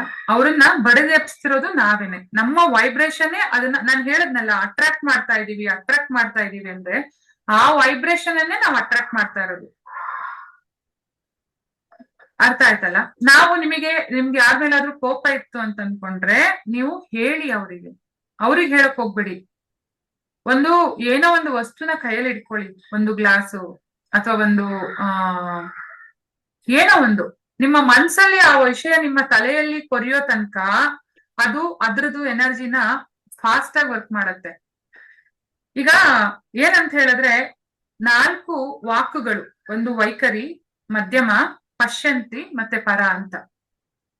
ನಾವು ಜಪ ಮಾಡುವಾಗ ಜೋರಾಗಿ ಮಾಡ್ತೀವಿ, ಅದು ವೈಖರಿಯಲ್ಲಿ ಹಾಡ್ಕೊಂಡು ಎಲ್ಲರೂ ಕುಣ್ಕೊಂಡು. ಅದೇನಾಗತ್ತೆ ಅಂದ್ರೆ ನಮ್ಮ ವಾತಾವರಣದಲ್ಲಿರುವಂತ ನೆಗೆಟಿವ್ ನ ತೆಗೆಯುತ್ತೆ, ಮತ್ತೆ ವಾತಾವರಣನ ಶುದ್ಧ ಮಾಡುತ್ತೆ, ಆಹಾರವನ್ನ ರೆಡಿ ಮಾಡ್ಕೊಳತ್ತೆ. ಮಧ್ಯಮ, ನೀವು ಜೋರಾಗಿ ಹೇಳಿದ್ದನ್ನ ಮಧ್ಯಮದಲ್ಲಿ ಹೇಳಿದ್ರೆ, ಜೋರಾಗಿ ನೀವು 108 ಸಲ ಹೇಳಿದ್ದು ನೋಡಿ, ಇದು ಲೈಫಲ್ಲಿ ತುಂಬಾ ಇಂಪಾರ್ಟೆಂಟ್.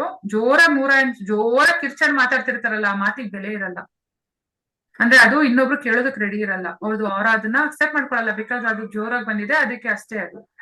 ಅದೇ ಈ 2ನೇದು ಮಧ್ಯಮ, ನಿಧಾನವಾಗಿ ಹೇಳ್ತಾರೆ ನೋಡಿ, ಆ ಮಾತು ಹೋಗಿ ನಮ್ಮ ಮನ್ಸಲ್ಲಿ ಕುತ್ಕೊಂಡ್ಬಿಡುತ್ತೆ. ತುಂಬಾ ಸಲ ನಮಗೆ ಯಾರಾದ್ರೂ ಜೋರಾಗಿ ಬೈಬೇಕು ಅಂತಿಲ್ಲ, ಅವ್ರು ಜೋರಾಗಿ ಬೈದಾಗ ಹೋಗ್ಲಿ ಬಿಡು ಅಂತ ಬಿಟ್ಬಿಡ್ತೀವಿ. ಆದ್ರೆ ನಿಧಾನವಾಗಿ ಏನಾದ್ರು ಚುಚ್ಚಿ ಮಾತಾಡಿರ್ತಾರಲ್ಲ, ಅದು ತುಂಬಾ ವರ್ಷ ನೆನ್ಪಿರುತ್ತೆ. ಅರ್ಥ ಮಾಡ್ಕೊಂಡಿದೀರಾ? ಇದನ್ನ ಗಮನಿಸಿದಿರಾ ಯಾವತ್ತಾದ್ರೂ? ಹೌದು ಮೇಡಮ್. ಅಲ್ವಾ?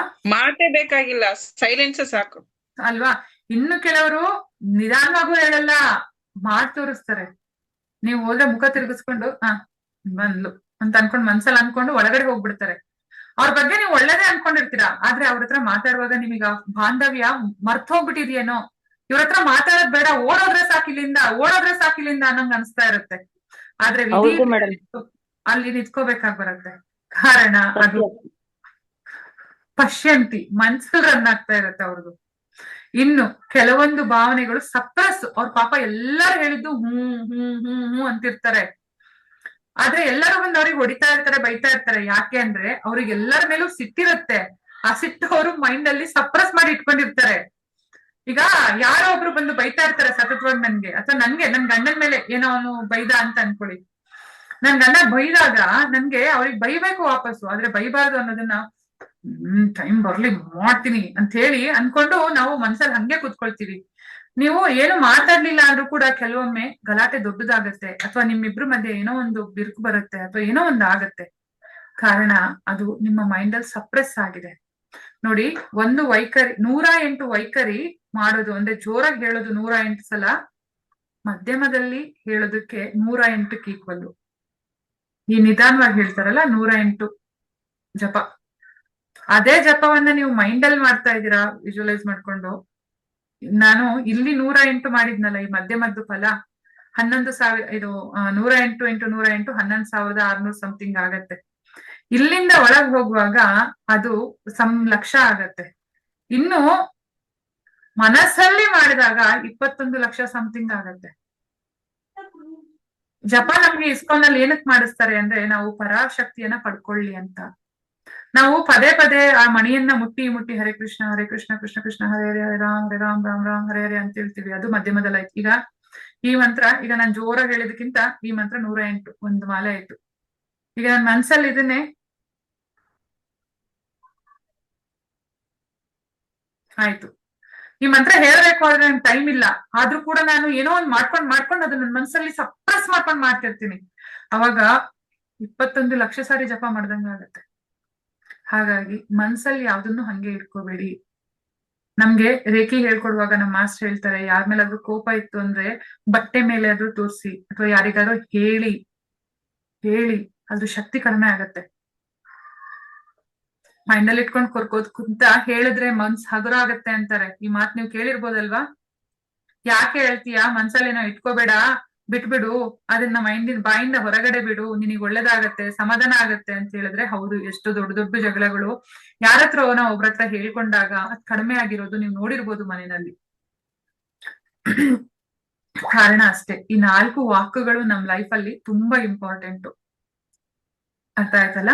ಸೊ ಅದನ್ನ ನೀವು ಕೊನೆಯ ತನಕ ನಿಮ್ಮನ್ನ ನೀವು ಕಾಪಾಡ್ಕೊಂಡು ಹೋಯ್ತು ಅಂತ ಹೇಳಿದ್ರೆ ತುಂಬಾ ಹೆಲ್ಪ್ ಆಗತ್ತೆ. ಫ್ರೆಂಡ್ಸ್ ಹತ್ರ ಹೇಳೋ ಅವಶ್ಯಕತೆ ಇಲ್ಲ. ನಮ್ಮೂರಲ್ಲಿ ಒಂದ್ ಕತೆ ಹೇಳ್ತಿದ್ರು ನಮ್ಮಪ್ಪ, ಆಯ್ತಾ. ಧರ್ಮರಾಯ ಹೆಂಗಸರಿಗೆ ಶಾಪ ಕೊಟ್ಟನಂತೆ, ಕುಂತಿ ಕರ್ಣ ನನ್ ಮಗ ಅಂತ ಹೇಳಲಿಲ್ಲ, ಅದಕ್ಕೆ ಕರ್ಣನನ್ನ ನಾವು ಕೊಂದ್ವಿ ಅಂತ ಪಾಂಡವರು. ಧರ್ಮರಾಯ ಕುಂತಿಗ್ ಶಾಪ ಕೊಡ್ತಾನೆ, ಹೆಂಗಸ್ರ ಬಾಯಲ್ಲಿ ಯಾವ ವಿಷಯನೂ ನಿಲ್ದೇ ಇರ್ಲಿ ಅಂತ. ಅದಕ್ಕೆ ಅದು ಮುಂದೆ ಒಂದಿನ ಏನಾಯ್ತು ಅಂತ ಹೇಳಿದ್ರೆ, ನೆಕ್ಸ್ಟ್ ಒಬ್ಬ ರಾಜ ಬರ್ತಾನೆ. ಆ ರಾಜ ಏನ್ ಮಾಡ್ತಾನೆ ಅಂದ್ರೆ, ಅವನಿಗೆ ಹೊಟ್ಟೆ ಹಸ್ತಿರುತ್ತೆ, ಎಷ್ಟು ಸಲ ಊಟ ಮಾಡಿದ್ರು ಹೊಟ್ಟೆ ಹಸಿತಾ ಇರುತ್ತೆ. ಅದಕ್ಕೆ ಅವ್ನ್ ಏನ್ ಮಾಡ್ತಿರ್ತಾನೆ ಅಂದ್ರೆ, ಕುದುರೆ ಲಾಯಕ್ ಹೋಗ್ತಾನೆ, ಕುದುರೆ ನೋಡೋದಕ್ಕೆ. ರಾಜ ಅಲ್ವಾ, ಕುದುರೆಗಳನ್ನ ನೋಡ್ಬೇಕು, ಅದನ್ನ ಟೆಸ್ಟ್ ಮಾಡ್ಬೇಕು ಅಂತ. ಆದ್ರೆ ಅವನು ಒಂದು ದೊಡ್ಡ ಕುದುರೆ ಹತ್ರ ಹೋದಾಗ ಅವ್ರು ಆ ಬಾಗ್ಲು ಹಾಕೊಳ್ತಿದ್ನಂತೆ. ಅವತ್ತು ಅವನು ಬಾಗ್ಲು ಹಾಕೊಂಡಾಗ ಒಳಗಡೆ ಯಾರಿದ್ದಾರೆ ಅಂತ ನೋಡಿಲ್ಲ. ಆ ಕುದುರೆಗೆ ಹಾಕಿದ ಹುರುಳಿನಲ್ಲಿ ಅವನು ಒಂದ್ 4 ಮುಟ್ಕಿ ತಿಂದಂತೆ. ಅಂದ್ರೆ ತೌಡ್ ಮಿಕ್ಸ್ ಮಾಡಿರೋ ಹುರುಳಿ ತಿಂದಂತೆ. ಅದನ್ನ ಒಬ್ಳು ದಾಸಿ ನೋಡ್ಬಿಡ್ತಾಳೆ ಅಲ್ಲಿ ಒಳಗಡೆ ಇದ್ದವಳು. ರಾಜ ಅವಳಿಗೆ ಹೇಳ್ತಾನೆ, ಹೆದರ್ಸ್ತಾನೆ, ಇದನ್ನ ಯಾರಿಗೂ ಹೇಳ್ಬೇಡ, ಹೇಳಿದ್ರೆ ತಲೆ ಹೋಗುತ್ತೆ ಅಂತ. ನೋಡಿ, ಅವಳು ಹೆದರ್ಕೊಂಡು ರಾಜ ಹೇಳಿದಾಗ ತಲೆ ಹೋಗುತ್ತೆ ಅನ್ನೋ ಕಾರಣಕ್ಕೆ ಹೋಗಿ ಒಂದು ಮರದ ಹತ್ರ ಹೇಳ್ತಾಳಂತೆ. ಅವಳಿಗೆ ಒಳಗಡೆ ತಡ್ಕೊಳಕ್ಕಾಗಲ್ಲ, ಬಿಕಾಸ್ ಅದು ಹೆಣ್ಣು ಜೀವ. ಬಿಕಾಸ್ ಗಂಡು ಜೀವಕ್ಕೂ ಹೆಣ್ಣು ಜೀವಕ್ಕೂ there is a lot of difference.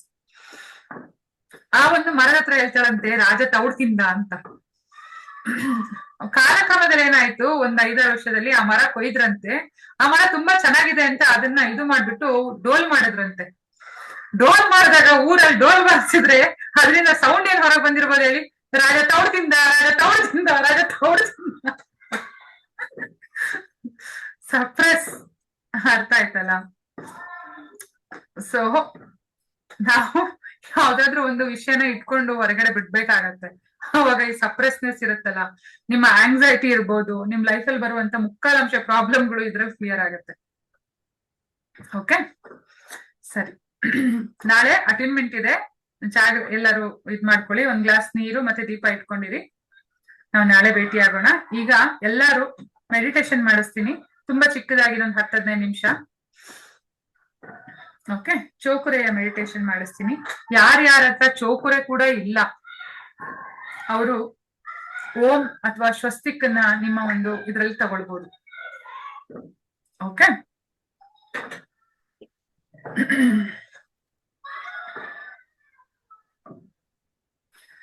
ಉಸಿರನ್ನ ಜೋರ ಒಳಗ್ ತಗೊಳ್ಳಿ. ನೆನ್ಪಿಟ್ಕೊಳ್ಳಿ, ನೀವು ಉಸಿರು ಒಳಗ್ ತಗೊಂಡಾಗ ನಿಮ್ಮ ಹೊಟ್ಟೆ ಹೊರಗ್ ಬರ್ಬೇಕು. ಕಂಪ್ಲೀಟ್ ಆಗಿ ನಿಮ್ಗೆ ಎಷ್ಟು ಸಾಧ್ಯ ಆಗುತ್ತೋ ಅಷ್ಟು ಜೋರಾಗಿ ಹೊಟ್ಟೆ ಹೊರಗ್ ಬರ್ಬೇಕು. ಉಸಿರು ಬಿಡಿ ಅಂದಾಗ ಆ ಹೊಟ್ಟೆನ ಕಂಪ್ಲೀಟ್ ಆಗಿ ಒಳಗ್ ತಗೊಳ್ಳಿ, ಪಿಚಕ್ ಮಾಡಿ, ಕಂಪ್ಲೀಟ್ ಆಗಿ ಪಿಚಕ್ ಮಾಡಿ ಹೊಟ್ಟೆ ಒಳಗ್ ಬರ್ಬೇಕು. ಈ ತರ ಒಂದು 5-10 ಸಲ ಮಾಡಿ. ನಿಮ್ಗೆ ಎಷ್ಟು ಹೊತ್ತು ಕುಂಭಕ ಮಾಡಕ್ಕಾಗತ್ತೆ ಅಷ್ಟೇ ಹೊತ್ತು ಮಾಡಿ. ಅಂದ್ರೆ ಒಳಗಡೆ ಸ್ಟಾಪ್ ಮಾಡಕ್ಕೆ ಆದ್ರೆ ಮಾತ್ರ ಸ್ಟಾಪ್ ಮಾಡಿ, ಆಗಿಲ್ಲ ಅಂದವ್ರು ಬಿಡಿ. ಕೌಂಟ್ ನಿಮ್ ಮೇಲೆ ಡಿಪೆಂಡ್, ನಾನ್ ಹೇಳಲ್ಲ. ಕೌಂಟು ನೀವೇ ಮನ್ಸಲ್ಲಿ ಮಾಡ್ಕೊಳ್ಬೇಕು. 5-10 ನಿಮ್ಗೆ ಎಷ್ಟು ಹೊತ್ತು ಬೇಕೋ ಅಷ್ಟು. ಓಕೆ, ಇದನ್ನ ನಾವು ಡೈಲಿ ಪ್ರಾಕ್ಟೀಸ್ ಮಾಡಿದಾಗ ಏನಾಗತ್ತೆ ಅಂದ್ರೆ, ನಮ್ಮ ಶ್ವಾಸಕೋಶ ಅದರ ಕೆಪಾಸಿಟಿನ ಜಾಸ್ತಿ ಮಾಡ್ಕೊಳತ್ತೆ. ಇದರಿಂದ 4-5 ಲಾಭ. ಒಂದು, ನಮ್ದು ಜೀರ್ಣಾಂಗ ವ್ಯವಸ್ಥೆ ಸರಿ ಹೋಗುತ್ತೆ, ನಮ್ಮ ಮನ್ಸು ಸರಿ ಹೋಗುತ್ತೆ, ನಮ್ಮ ಸ್ಕಿನ್ ಚೆನ್ನಾಗತ್ತೆ. ಶ್ವಾಸಕೋಶದಲ್ಲಿ ಎಷ್ಟು ಸುಂದರವಾಗಿ ಗಾಳಿ ಒಳಗಡೆ ಹೋಗುತ್ತೆ, ಹೊರಗಡೆ ಬರುತ್ತೆ, ಅಷ್ಟು ಸುಂದರವಾಗಿ ಸ್ಕಿನ್ ಆಗತ್ತೆ. ನೀವು ಅಷ್ಟೇ ಯಂಗ್ ಅಂಡ್ ಎನರ್ಜೆಟಿಕ್ ಆಗಿರ್ತೀರಾ. ಸೊ ಹಿಂದೆ ಎಲ್ಲ ಮರಗಳೆಲ್ಲ ಇತ್ತು, ಹಾಗಾಗಿ ಅವರೆಲ್ಲ ಬೇಗ ಮುದುಕರಾಗ್ತಿರ್ಲಿಲ್ಲ. ಈಗ ಮರ ಎಲ್ಲ ಕಡ್ದಿದ್ದಾರೆ, ಖಾಲಿ ನೀವು ಬಸ್ಸಿನ ಗಾಳಿ, ಕಾರಿನ ಗಾಳಿ, 2 ವೀಲರ್ನ ಗಾಳಿಯನ್ನ ಕುಡಿದು 30-40 ವರ್ಷಕ್ಕೆ ತಲೆಲೆಲ್ಲ ಬಿಳಿ ಕೂದ್ಲು, ಮುಖದಲ್ಲೆಲ್ಲ ನೆರಿಗೆ, ಅದಕ್ಕೆ ಓಲೆ ಹಚ್ಚು, ಅದು ಹಚ್ಚು, ಇದು ಹಚ್ಚು ಎಲ್ಲ ಮಾಡ್ತೀರಿ. ಸೊ ಪ್ರಾಣಾಯಾಮವನ್ನ ಮಾಡಿ. ನಿಮ್ಗೆ ಜ್ಞಾಪಕ ಆದಾಗೆಲ್ಲ ಉಸಿರನ್ನ ದೀರ್ಘವಾಗಿ ತಗೊಳ್ಳೋದನ್ನ ಅಭ್ಯಾಸ ಮಾಡ್ಕೊಳ್ಳಿ. ಅಥವಾ ಬಲವಾಗಿ ಕೈಯನ್ನ ಕಾಲನ್ನ ಆಡಿಸುವಂತ ಕೆಲಸಗಳನ್ನ ಮಾಡಿ. ಆಗ ಆಟೋಮೆಟಿಕ್ ಆಗಿ ನಿಮ್ಮ ಶ್ವಾಸಕೋಶನೇ ಲಾಂಗ್ ಬ್ರೀತ್ ನ ತಗೊಳುತ್ತೆ. ಓಕೆ,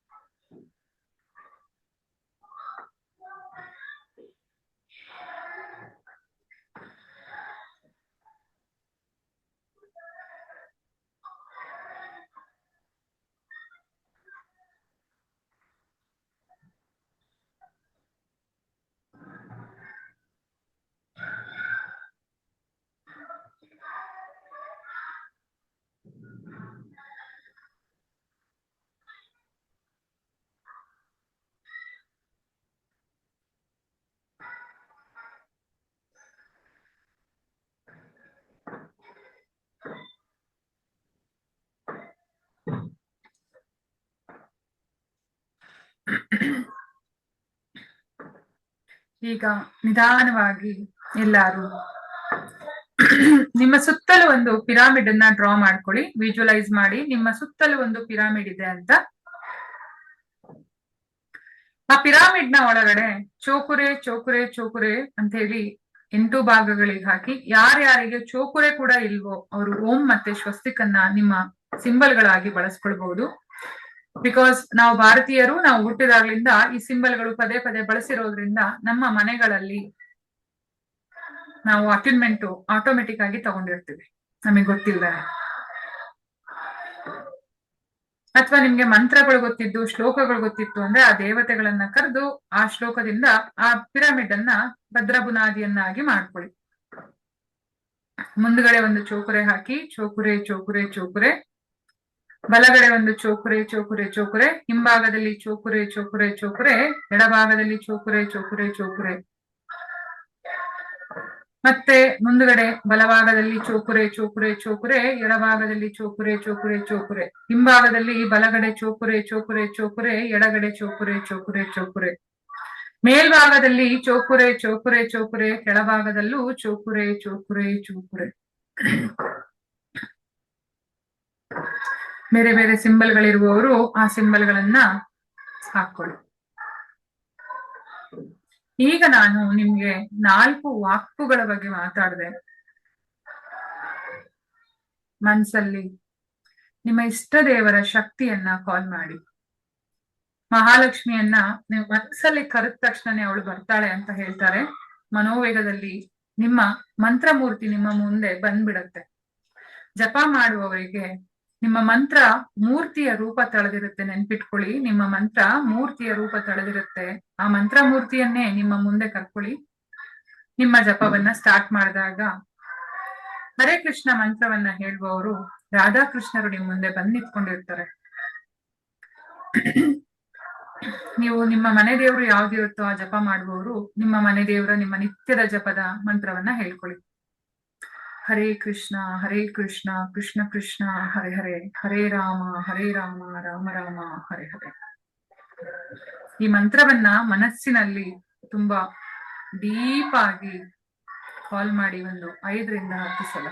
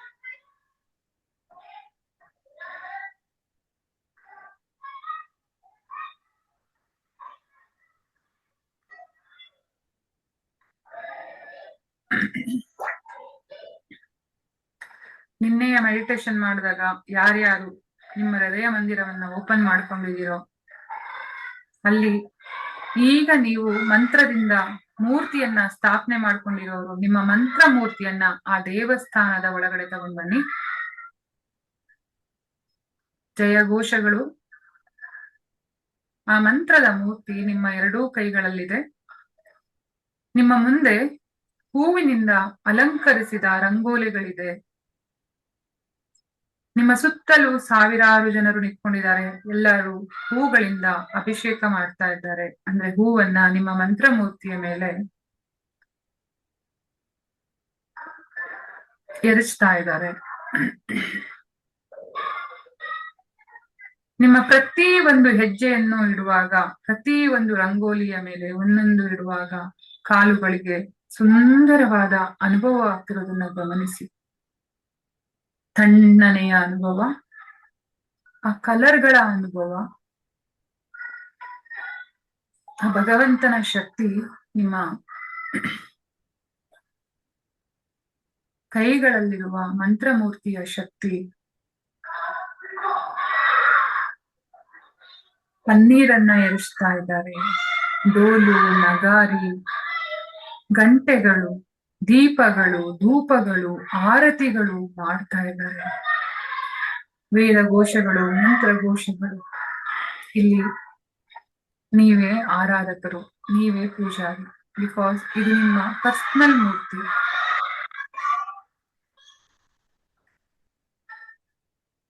ನಮ್ಗೆ ರಾಧಾಕೃಷ್ಣರೇ ಇಲ್ಲಿರೋದ್ರಿಂದ ಅಮ್ಮನವರು ಇದ್ದಾರೆ, ಸ್ವಾಮಿನೂ ಇದ್ದಾರೆ.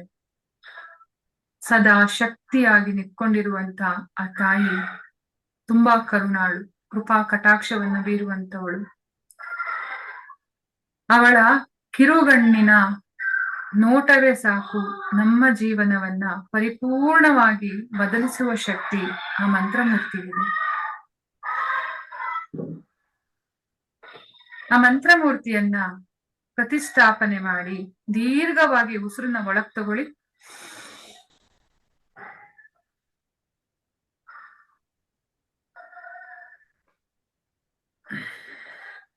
ಹೋಲ್ಡ್ ಮಾಡಿದಾಗ ಹರೇ ಕೃಷ್ಣ ಅಂತ ಒಂದ್ಸಲ ಹೇಳಿದ್ರು ಕೂಡ ಪ್ರಾಣ ಪ್ರತಿಷ್ಠೆ ಆಗುತ್ತೆ. ನಿಮ್ಮ ಕೈಗಳಲ್ಲಿ ಹೂವಿನ ಒಂದು ತಟ್ಟೆ ಇಟ್ಕೊಂಡಿದ್ದೀರಾ. ಆ ತಟ್ಟೆಯಲ್ಲಿ ನೀವು ಹೇಳುವಂತ ಮಂತ್ರಗಳು ಒಂದೊಂದು ಹೂಗಳಾಗಿ ಪರಿವರ್ತನೆಯಾಗಿದೆ. ಹರೇ ಕೃಷ್ಣ ಕೃಷ್ಣ ಕೃಷ್ಣ ಹರೇ ಹರೇ, ಹರೇ ರಾಮ ರಾಮ ರಾಮ ಹರೇ. ರಾಧಾಕೃಷ್ಣರ ಪಾದಗಳಿಗೆ ಆ ಪುಷ್ಪಗಳನ್ನ ಅರ್ಪಿಸ್ತಾ ಬನ್ನಿ. ಹರೇ ಕೃಷ್ಣ ಕೃಷ್ಣ ಕೃಷ್ಣ ಹರೇ ಹರೇ, ಹರೇ ರಾಮ ರಾಮ ರಾಮ ಹರೇ ಹರೇ. ಹರೇ ಕೃಷ್ಣ ಕೃಷ್ಣ ಕೃಷ್ಣ ಹರೇ ಹರೇ, ಹರೇ ರಾಮ ರಾಮ ರಾಮ ಹರೇ ಹರೇ. ಹರೇ ಕೃಷ್ಣ ಕೃಷ್ಣ ಕೃಷ್ಣ ಹರೇ ಹರೇ, ಹರೇ ರಾಮ ರಾಮ ರಾಮ ಹರೇ ಹರೇ. ಹರೇ ಕೃಷ್ಣ ಕೃಷ್ಣ ಕೃಷ್ಣ ಹರೇ ಹರೇ, ಹರೇ ರಾಮ ರಾಮ ರಾಮ ಹರೇ ಹರೇ. ಆ ಮೂರ್ತಿಯ ಸೌಂದರ್ಯವನ್ನ ಆಸ್ವಾದಿಸಿ.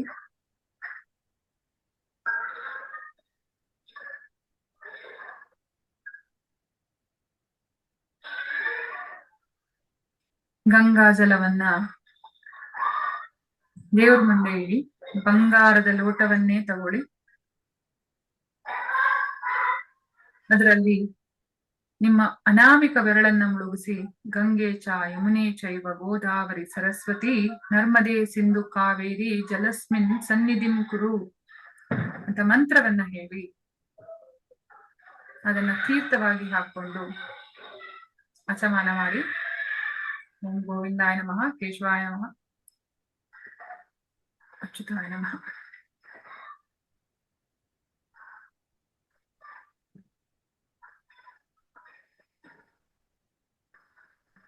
ಕೈಗಳನ್ನು ಶುದ್ಧ ಮಾಡಿಕೊಂಡು ಅಕ್ಷತೆ ಮತ್ತು ಹೂವುಗಳನ್ನ ಭಗವಂತನ ಪಾದಕ್ಕೆ ಅರ್ಪಿಸಿ ಊದ್ಬತ್ತಿಯನ್ನ ತಗೊಳ್ಳಿ. ಘಂಟಾನಾದದಿಂದ ಹರೇ ಕೃಷ್ಣ ಮಂತ್ರವನ್ನ ಹೇಳುತ್ತಾ ಭಗವಂತನ ಪಾದದಿಂದ ತಲೆಯವರೆಗೂ ಒಂದೊಂದು ರೌಂಡ್ ಸುತ್ತಿಸ್ತಾ ಹರೇ ಕೃಷ್ಣ ಕೃಷ್ಣ ಕೃಷ್ಣ ಹರೇ ಹರೇ, ಹರೇ ರಾಮ ರಾಮ ರಾಮ ಹರೇ ಹರೇ. ಹರೇ ಕೃಷ್ಣ ಕೃಷ್ಣ ಕೃಷ್ಣ ಹರೇ ಹರೇ, ಹರೇ ರಾಮ ರಾಮ ರಾಮ ಹರೇ ಹರೇ. ಹರೇ ಕೃಷ್ಣ ಕೃಷ್ಣ ಕೃಷ್ಣ ಹರೇ ಹರೇ, ಹರೇ ರಾಮ ರಾಮ ರಾಮ ಹರೇ ಹರೇ. ದೇವರ ಮುಂದೆ ಮಂಗಳಾರತಿಯನ್ನ ಮಾಡಿ. ಹರೇ ಕೃಷ್ಣ ಕೃಷ್ಣ ಕೃಷ್ಣ ಹರೇ ಹರೇ, ಹರೇ ರಾಮ ರಾಮ ರಾಮ ಹರೇ ಹರೇ. ಹರೇ ಕೃಷ್ಣ ಕೃಷ್ಣ ಕೃಷ್ಣ ಹರೇ ಹರೇ, ಹರೇ ರಾಮ ರಾಮ ರಾಮ ಹರೇ ಹರೇ. ಹರೇ ಕೃಷ್ಣ ಕೃಷ್ಣ ಕೃಷ್ಣ ಹರೇ ಹರೇ, ಹರೇ ರಾಮ ರಾಮ ರಾಮ ಹರೇ ಹರೇ. ದೇವರ ಮುಂದೆ ಫಲಪುಷ್ಪಗಳು, ನೈವೇದ್ಯಕ್ಕೆ ಏನ್ ಬೇಕಾದ್ರೂ ಇಟ್ಬಿಟ್ಟು ದೇವರಿಗೆ ಅರ್ಪಣೆ ಮಾಡಿ ಒಂದು ಕ್ಷಣ ಹೊರಗಡೆ ಬನ್ನಿ, ನಮಸ್ಕಾರ ಮಾಡಿ ದೇವರಿಗೆ ಬೆನ್ ಮಾಡಿ ನಿಂತ್ಕೊಳ್ಳಿ. ಬಿಕಾಸ್ ಅದನ್ನ ಅವರು ಸ್ವೀಕಾರ ಮಾಡ್ತಾರೆ.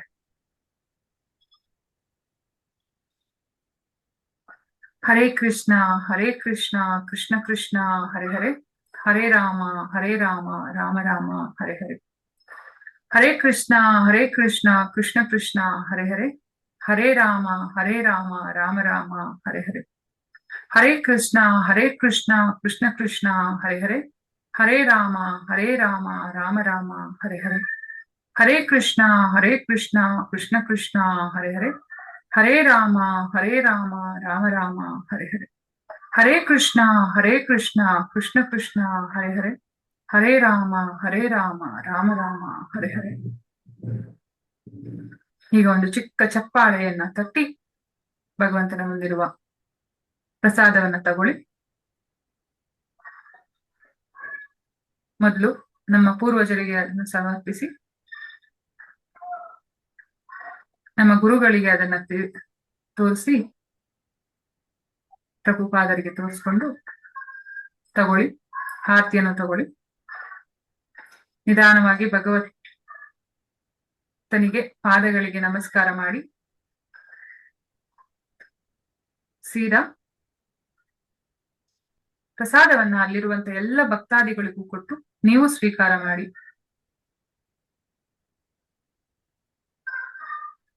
ಅಲ್ಲಿರುವ ಹ್ಯಾಪಿನೆಸ್ ಅನ್ನ ಎಂಜಾಯ್ ಮಾಡಿ.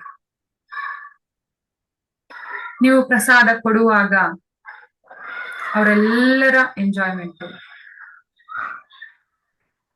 ತಗೊಳ್ಳುವಾಗ ಅವರ ಎಂಜಾಯ್ಮೆಂಟ್, ಚಿಕ್ಕ ಮಕ್ಕಳ ಸಂತೋಷ, ಹಿರಿಯರ ಸಂತೋಷ. ಯಾರಾದ್ರೂ ನಿಮ್ಮ ಮನೆಯವರನ್ನ ನೆನ್ಸ್ಕೊಳ್ಳಿ, ಅವರು ತೀರ್ಥವನ್ನು ಕೂಡ ಕೊಡ್ತಾ ಇರೋದನ್ನ ಗಮನಿಸಿ. ಹಾಗೆ ಇನ್ನೊಬ್ಬರನ್ನ ಗಮನಿಸಿ, ಅವರು ಗಂಧಾಕ್ಷತೆಗಳನ್ನು ಕೂಡ ಕೊಡ್ತಾ ಇದ್ದಾರೆ. ಭಗವಂತನ ಕೃಪಾ ಕಟಾಕ್ಷ ಸರ್ವರಿಗೂ ಒಳ್ಳೆದನ್ನ ಮಾಡ್ಲಿ ಅಂತ ಹೇಳ್ಕೊಳ್ತಾ, ಈಗ ನಾವು ಮಂದಿರದ ಪ್ರಾಂಗಣದಲ್ಲಿರುವ ನಿತ್ಯದ ಹಾಗೆ ಶ್ರೀಕೃಷ್ಣ ಗ್ಲೋಬಲ್ ಗುರುಕುಲದ ಪೀಠಕ್ಕೆ, ಮಂಟಪಕ್ಕೆ ಬರೋಣ. ಆ ಮಂಟಪದಲ್ಲಿ ಮಧ್ಯದಲ್ಲಿ ಕಮಲದ ಹೂ ಇದೆ. ಆ ಹೂವಿನ ಮೇಲೆ ಭಾರತದ ಗೋಲ ಇದೆ, ಪ್ರಪಂಚ. ಅದ್ರ ಮೇಲೆ ರಾಧಾಕೃಷ್ಣ ಇದ್ದಾರೆ, ಹಿಂದ್ಗಡೆ ಗೋವುಗಳು, ಗೋಪಬಾಲಬಾಲೆಯರು, ದೊಡ್ಡದಾದ ಮರ ಎಲ್ಲಾ ಇದೆ. ಜೀವಂತ ಭಗವಂತನನ್ನ ನೀವು ನೋಡ್ತಾ ಇದ್ದೀರಾ. ಇದನ್ನ ನಾವು ಶ್ರೀಕೃಷ್ಣ ಗ್ಲೋಬಲ್ ಗುರುಕುಲ್ ಅಂತ ಹೇಳ್ತಾ ಇದ್ದೀವಿ. ಈ ತೀರ್ಥ ಮಂಟಪದಲ್ಲಿ ನಿಮಗೆ ಬೇಕಾದ ನಿಮ್ಮ ಫ್ಯಾಮಿಲಿಯ ಮೆಂಬರ್ಸ್, ಫ್ರೆಂಡ್ಸ್ ಎಲ್ಲರನ್ನ ಕರೆದು ಕೂರಿಸ್ಕೊಂಡಿದ್ದೀರಿ. ಅವರೆಲ್ಲರಿಗೂ ಪ್ರಸಾದವನ್ನು ಕೂಡ ಕೊಟ್ಟಿದ್ದೀರಿ. ಹಾಗೆ ನಿಮ್ಮ ಕೈಗಳನ್ನ ಆಶೀರ್ವಾದ ಮಾಡುವ ತರ ಇಟ್ಕೊಂಡು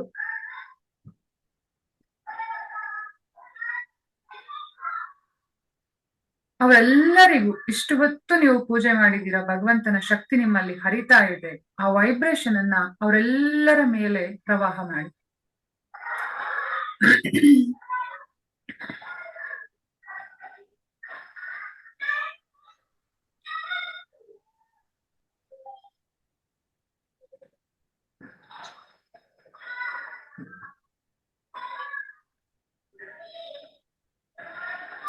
ಅವರೆಲ್ಲರೂ ಚಿಕ್ಕ ಮಕ್ಕಳಾದ್ರೆ ವಿದ್ಯಾಭ್ಯಾಸದಲ್ಲಿ ಹಾಗೂ ಅವರ ಆರೋಗ್ಯದಲ್ಲಿ, ಅವರು ಪಠ್ಯೇತರ ಕಾರ್ಯಕ್ರಮಗಳಲ್ಲಿ ಭಾಗವಹಿಸ್ತಾ ಇದ್ರೆ ಅದಕ್ಕೂ ಕೂಡ ಆಶೀರ್ವಾದವನ್ನ ಮಾಡಿ.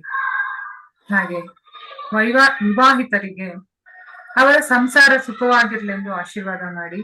ಹಣಕಾಸಿನ ವಿಚಾರದಲ್ಲಿ ಅವರೆಲ್ಲರೂ ಯಶಸ್ವಿಯಾಗ್ಲಿ ಅಂತ ಹಾರೈಸಿ, ಎಲ್ಲರೂ ಯಶಸ್ವಿಯಾಗಿ ಯಶಸ್ವಿಯಾಗಿ ಯಶಸ್ವಿಯಾಗಿ ಎಲ್ಲರಿಗೂ ಅವರ ಆಧ್ಯಾತ್ಮಿಕ ಜೀವನ, ಭಾವನಾತ್ಮಕ ಜೀವನ, ಮಾನಸಿಕ ಜೀವನ ಮತ್ತು ಭೌತಿಕ ಜೀವನ ಸುಖವಾಗಿರ್ಲಿ.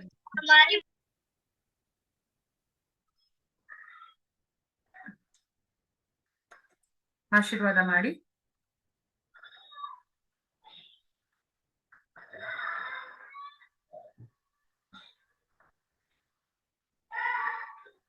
ಹಾಗೆ ಆ ಶ್ರೀಕೃಷ್ಣ ಗ್ಲೋಬಲ್ ಗುರುಕುಲ ಎನ್ನುವ ಆ ಒಂದು ಕಮಲದಳಗಳಿರುವ ಇದರ ಮೇಲ್ಗಡೆ ನಾವೆಲ್ಲರೂ ನಮ್ಮ ಶಕ್ತಿಯನ್ನ ಪ್ರವಾಹ ಮಾಡೋಣ.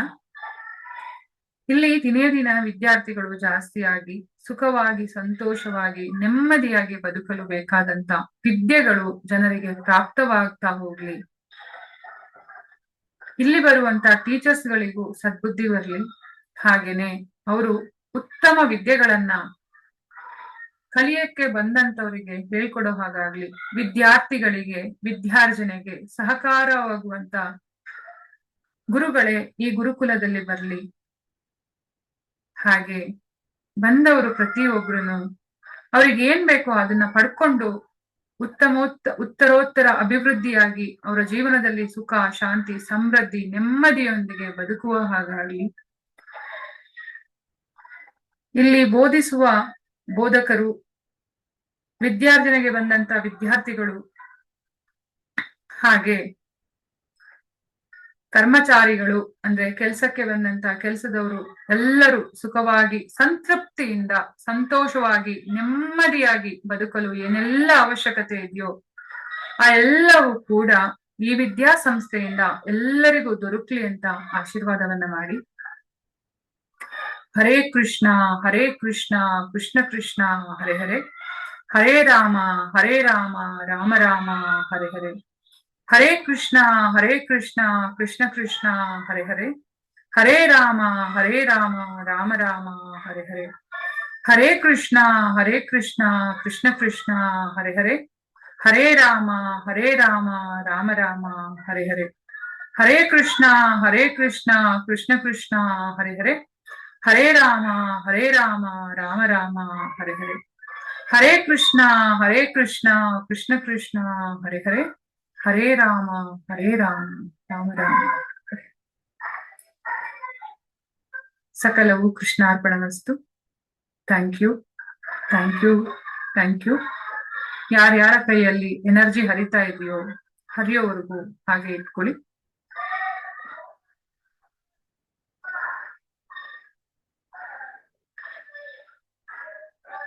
ಇದು ನಿಮ್ಗೂ ನಿಮ್ಮ ಮನೆಗೂ ನಿಮ್ಮ ಜೀವನಕ್ಕೂ ಒಳ್ಳೇದನ್ನ ಮಾಡ್ಲಿ. ಸಕಲರಿಗೂ ಶುಭವನ್ನೇ ಉಂಟಾಗ್ಲಿ. Thank you. ಕೈಗಳನ್ನ ಮುಚ್ಕೊಂಡು ಕಣ್ಣಿನ ಮೇಲೆ ಇಟ್ಕೊಳ್ಳಿ.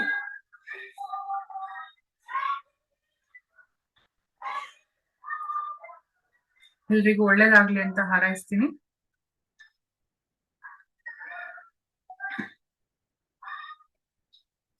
Thank you. ಹರೇ ಕೃಷ್ಣ. ಯಾರಾದ್ರೂ ಏನಾದ್ರು ಹೇಳ್ಬೇಕು ಅಂತಿದ್ರೆ ದಯವಿಟ್ಟು ಹೇಳ್ಬೋದು.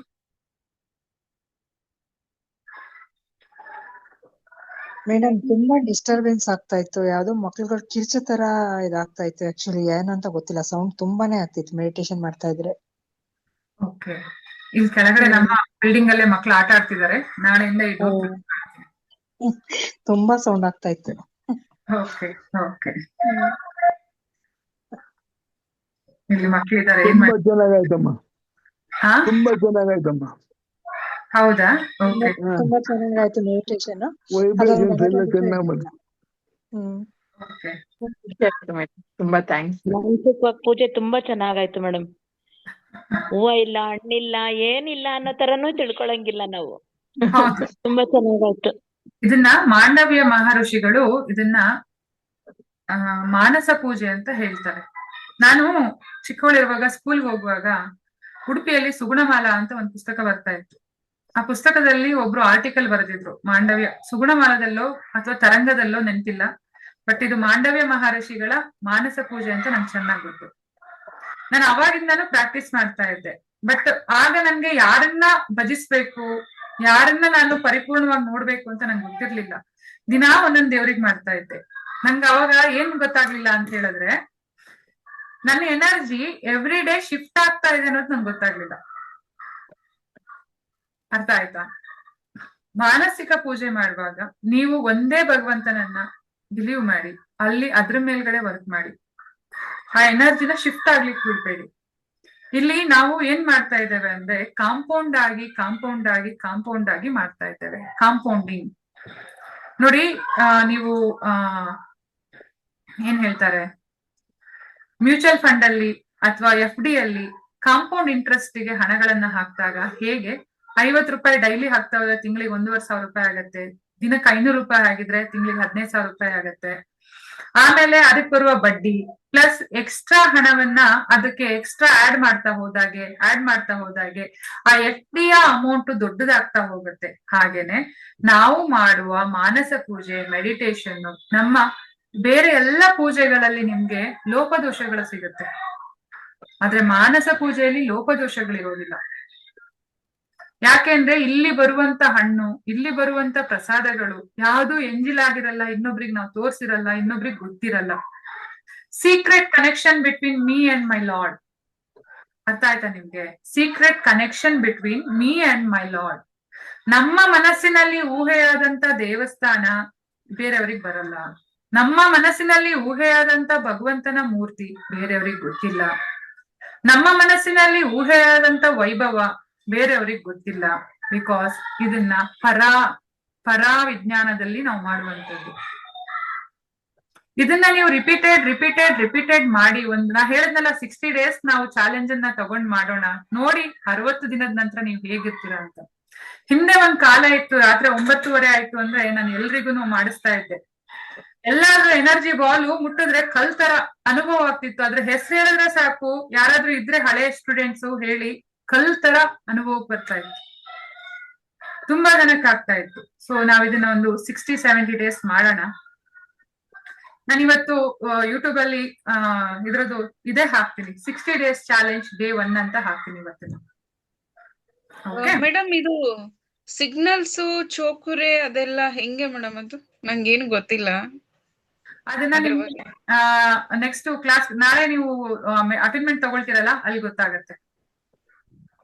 ಓಕೆ, ಬೇರೆಯವರಿಗೆ ಮೇಡಮ್ ರೀ, ಹಾ ಏನಾದ್ರೂ ಅನುಭವ?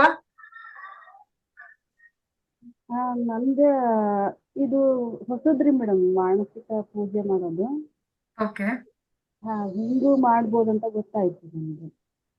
ಓಕೆ, ಮಾನಸ ಪೂಜೆ ಬೇರೆ ಎಲ್ಲಾ ಪೂಜೆಗಳಿಗಿಂತ ತುಂಬಾ ದೊಡ್ಡದು. ನೀವ್ ಎಲ್ಲಿ ಕುತ್ಕೊಂಡು ಯಾವ ಕ್ಷಣದಲ್ಲಿ ಹೇಗ್ ಬೇಕಾದ್ರೂ ಕುತ್ಕೊಂಡು ಭಗವಂತನ ನೆನೆಸ್ಕೋಬಹುದು ಅನ್ನೋದಕ್ಕೆ ಇದು ಒಂದು ಉದಾಹರಣೆ. ಇಲ್ಲಿ ನೀವು ಬೇಕಾದ್ರೆ ಗಂಗಾ ನದಿಯಲ್ಲೇ ಸ್ನಾನ ಮಾಡ್ಕೊಂಡು ಬಂದು ಪೂಜೆ ಮಾಡ್ಬೋದು. ಅರ್ಥ ಆಯ್ತಲ್ಲ? ನೀವು ಬಂಗಾರದ ಹೂಗಳನ್ನೇ ಭಗವಂತನಿಗೆ ಅರ್ಪಣೆ ಮಾಡ್ಬೋದು, ಕಮಲದ ಹೂಗಳನ್ನೇ ತಂದು ಇಡ್ಬೋದು, ಬೇಕಾದ್ರೆ ಬದ್ರಿನಾಥನನ್ನು ತಗೊಂಡ್ ಬಂದು ನಿಮ್ಮಲ್ಲಿ ನೀವು ಇಟ್ಕೊಳ್ಬಹುದು. ಆ ಬದ್ರಿನಾಥನಿಗೆ ಕಮಲ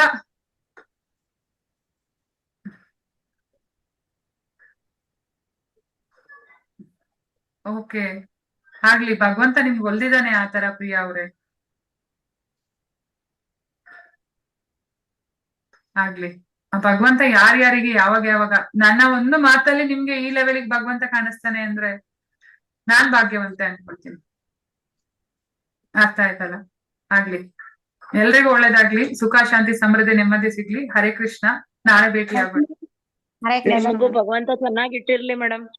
ನಮ್ಮಂತವ್ರಿಗೆಲ್ಲ ಮಾರ್ಗದರ್ಶನ ಕೊಡ್ತಾ ಇರ್ತೀರಾ, ನೀವು ಚೆನ್ನಾಗಿರ್ಬೇಕು ಮೇಡಮ್. ನೀವು ಚೆನ್ನಾಗಿದ್ರೆ ನಾವು ಚೆನ್ನಾಗಿರ್ತೀವಿ. Thank you madam, thank you. Hare Krishna, Hare Krishna. Hare Krishna, Radhe Radhe. Radhe Radhe. Thank you so much ma'am. Welcome. Hare Krishna. Hello ರೀ ಮೇಡಮ್ ರೀ, ಹಾ ಕೇಳ್ಸಿತ್ತಲ್ರಿ ಮೇಡಮ್? ಹೌದು ಹೌದು. ಇದು ಧ್ಯಾನದ ಬಗ್ಗೆ ಸ್ವಲ್ಪ ಅರ್ಥೈಸಿ ನಮ್ಗೆ. ಧ್ಯಾನದ ಬಗ್ಗೆ ಅರ್ಥೈಸಿ ಸ್ವಲ್ಪ. ಧ್ಯಾನ ಅಂತ ಏನು? ಇವಾಗ ನೀವು ಯಾರಿಗೋ ಒಬ್ರ ಬಗ್ಗೆ ಆಲೋಚನೆ ಮಾಡ್ತಾ ಇರ್ತೀರಾ, ಏನು ಆಗ್ಲೆಲ್ಲ ಅವ್ರದೇ ಧ್ಯಾನನ ಅಂತ ಮನೇಲಿ ಕೇಳ್ತಾರೆ, ಅದನ್ನೇ ಧ್ಯಾನ ಅಂತ ಹೇಳೋದು. ಧ್ಯಾನದಲ್ಲಿ 10 ಹಲವು ವಿಧ. ನೀವು ಭಗವಂತನ ಮೇಲೆ ಧ್ಯಾನ ಮಾಡ್ಬೋದು. ನೀವು ಯಾವುದೇ ಒಂದು ಭಗವತ ಪುಸ್ತಕಗಳನ್ನ ತಗೊಂಡ್ರಿ ಅಂದ್ರೆ ಅದ್ರಲ್ಲಿ ಅವ್ರು ಕೇಳ್ತಾರೆ ಯಾರ ಮೇಲೆ ಧ್ಯಾನ ಮಾಡ್ಬೇಕು. ಬೇರೆ ಬೇರೆ ಪುಸ್ತಕಗಳಲ್ಲಿ ಬೇರೆ ಬೇರೆಯವ್ರ ಮೇಲೆ ಧ್ಯಾನ ಮಾಡ್ಲಿಕ್ಕೆ ಹೇಳಿದ್ದಾರೆ. ಶೈವ ಪುಸ್ತಕಗಳಲ್ಲಿ ಶಿವನ್ ಮೇಲೆ, ಶಾಕ್ತ ಪುಸ್ತಕಗಳಲ್ಲಿ ದೇವಿ ಮೇಲೆ, ದೇವಿ ಭಾಗವತದಲ್ಲಿ ದೇವಿಯ ವಿವಿಧ ರೂಪಗಳ ಮೇಲೆ, ವೈಷ್ಣವ ಪಂಥದಲ್ಲಿ ಕೃಷ್ಣನ ಮೇಲೆ, ರಾಮನ ಮೇಲೆ, ವಿಷ್ಣುವಿನ ಮೇಲೆ, ಆಯ್ತಾ, ಈ ಎಲ್ಲರ ಮೇಲೆ ನಾವು ಧ್ಯಾನ ಮಾಡ್ಬೋದು. ಹಾಗೇನೆ ಯಾರ ಮೇಲೂ ಇಲ್ಲದೆ ಹಾಗೆ ಕೂಡ ಖಾಲಿ ಮನ್ಸಲ್ಲೂ ಕೂಡ ಧ್ಯಾನವನ್ನ ಮಾಡ್ಬೋದು. ಧ್ಯಾನಕ್ಕೆ ಇಂಥದ್ದೇ ಅಂತಿಲ್ಲ, ಆದ್ರೆ ಉಸಿರಾಟ ಮತ್ತು ಕಾನ್ಸಂಟ್ರೇಷನ್ ಎರಡು ಮುಖ್ಯ. ಅರ್ಥ ಆಯ್ತಲ್ಲ? ಅದ್ ಎರಡು ನಿಮ್ಮ ಹತ್ರ ಕರೆಕ್ಟ್ ಆಗಿತ್ತು ಅಂದ್ರೆ ಮಿಕ್ಕಿದೆಲ್ಲ ಆಟೋಮೆಟಿಕ್ ಆಗಿ ನಡೆಯುತ್ತೆ. ಬೇರೆ ಯಾರು ಹೇಳ್ಕೊಡೋ ಅವಶ್ಯಕತೆ ಇರೋದಿಲ್ಲ. ಈಗ ನಾವು ಅರ್ಧ ಗಂಟೆ ಇದು ಮಾಡ್ತಿದೀವಿ. ಮುಂದೆ ಸ್ವಲ್ಪ ಜಾಸ್ತಿ ಮಾಡೋಣ, ಮೌನವನ್ನು ಕೂಡ ಪಾಲನೆ ಮಾಡೋದನ್ನ ಅಭ್ಯಾಸ ಮಾಡ್ಕೊಡೋಣ. ನೆಕ್ಸ್ಟ್ ವೀಕ್ ಅಲ್ಲಿ 5 ನಿಮಿಷ ಮೌನವನ್ನ ಪರಿಪಾಲನೆ ಮಾಡಿಸ್ತೀನಿ ನಾನು. ಕರೆಕ್ಟ್ 5 ನಿಮಿಷ. ಅದು ನೀವು ಮನಸ್ಸನ್ನು ಕೂಡ ಮೌನವಾಗಿ ಇಟ್ಕೊಳ್ಳುವ ಲೆವೆಲ್ಗೆ 60 ಡೇಸ್ ಮಾಡ್ತೀವಿ ಅಂತ ಹೇಳಿದ್ರೆ, ನಾವು ಕಟ್ಟ ಕಡೆಯ 60th ಡೇ ಆದ್ರೂ ಪರವಾಗಿಲ್ಲ, ನಮ್ಮ ಮೈಂಡ್ ಅನ್ನ ನಾವು ಬ್ಲಾಂಕ್ ಆಗಿ ಇಟ್ಕೊಂಡು ಮೈಂಡ್ ಅಲ್ಲೂ ಕೂಡ ಮಾತಿಲ್ಲದ ಹಾಗೆ ಮೌನವನ್ನ ತಾಳೋದನ್ನ ಕಲಿಯೋಣ. It's very important. Okay okay. Hare Krishna. ಇನ್ನೊಂದು ಪ್ರಶ್ನೆ ಇದೆ ರೀ. 7:45 ನಾಳೆ ಮಾತಾಡೋಣ ಮೇಡಮ್, ಬೇಜಾರಿಲ್ಲ ಅಂದ್ರೆ. ಸರಿನಾ? ಸ್ವಲ್ಪ ಹೇಳಿ, ಪರವಾಗಿಲ್ಲ. ಅಲ್ಲ, 7:45 ಮನೇಲಿ ಊಟಕ್ಕೆ, ಎಲ್ರಿಗೂ ಮನೇಲಿ ಊಟಕ್ಕೆ ಎಲ್ಲ ತೊಂದರೆ ಆಗತ್ತೆ. Okay okay. ನಿಮ್ಮ ಪ್ರಶ್ನೆಗಳನ್ನ ನನ್ಗೆ ವಾಟ್ಸ್ಆಪ್ ಮಾಡಿ, ನಾನ್ ನಾಳೆ ಉತ್ತರ ಹೇಳ್ತೀನಿ ಅದನ್ನ. Okay. Hare Krishna. Hare Krishna. Radhe Radhe. Radhe Radhe. Thank you madam. Radhe Radhe madam. Radhe Radhe. Radhe Radhe. ಅದೇ ರಾಧೆ.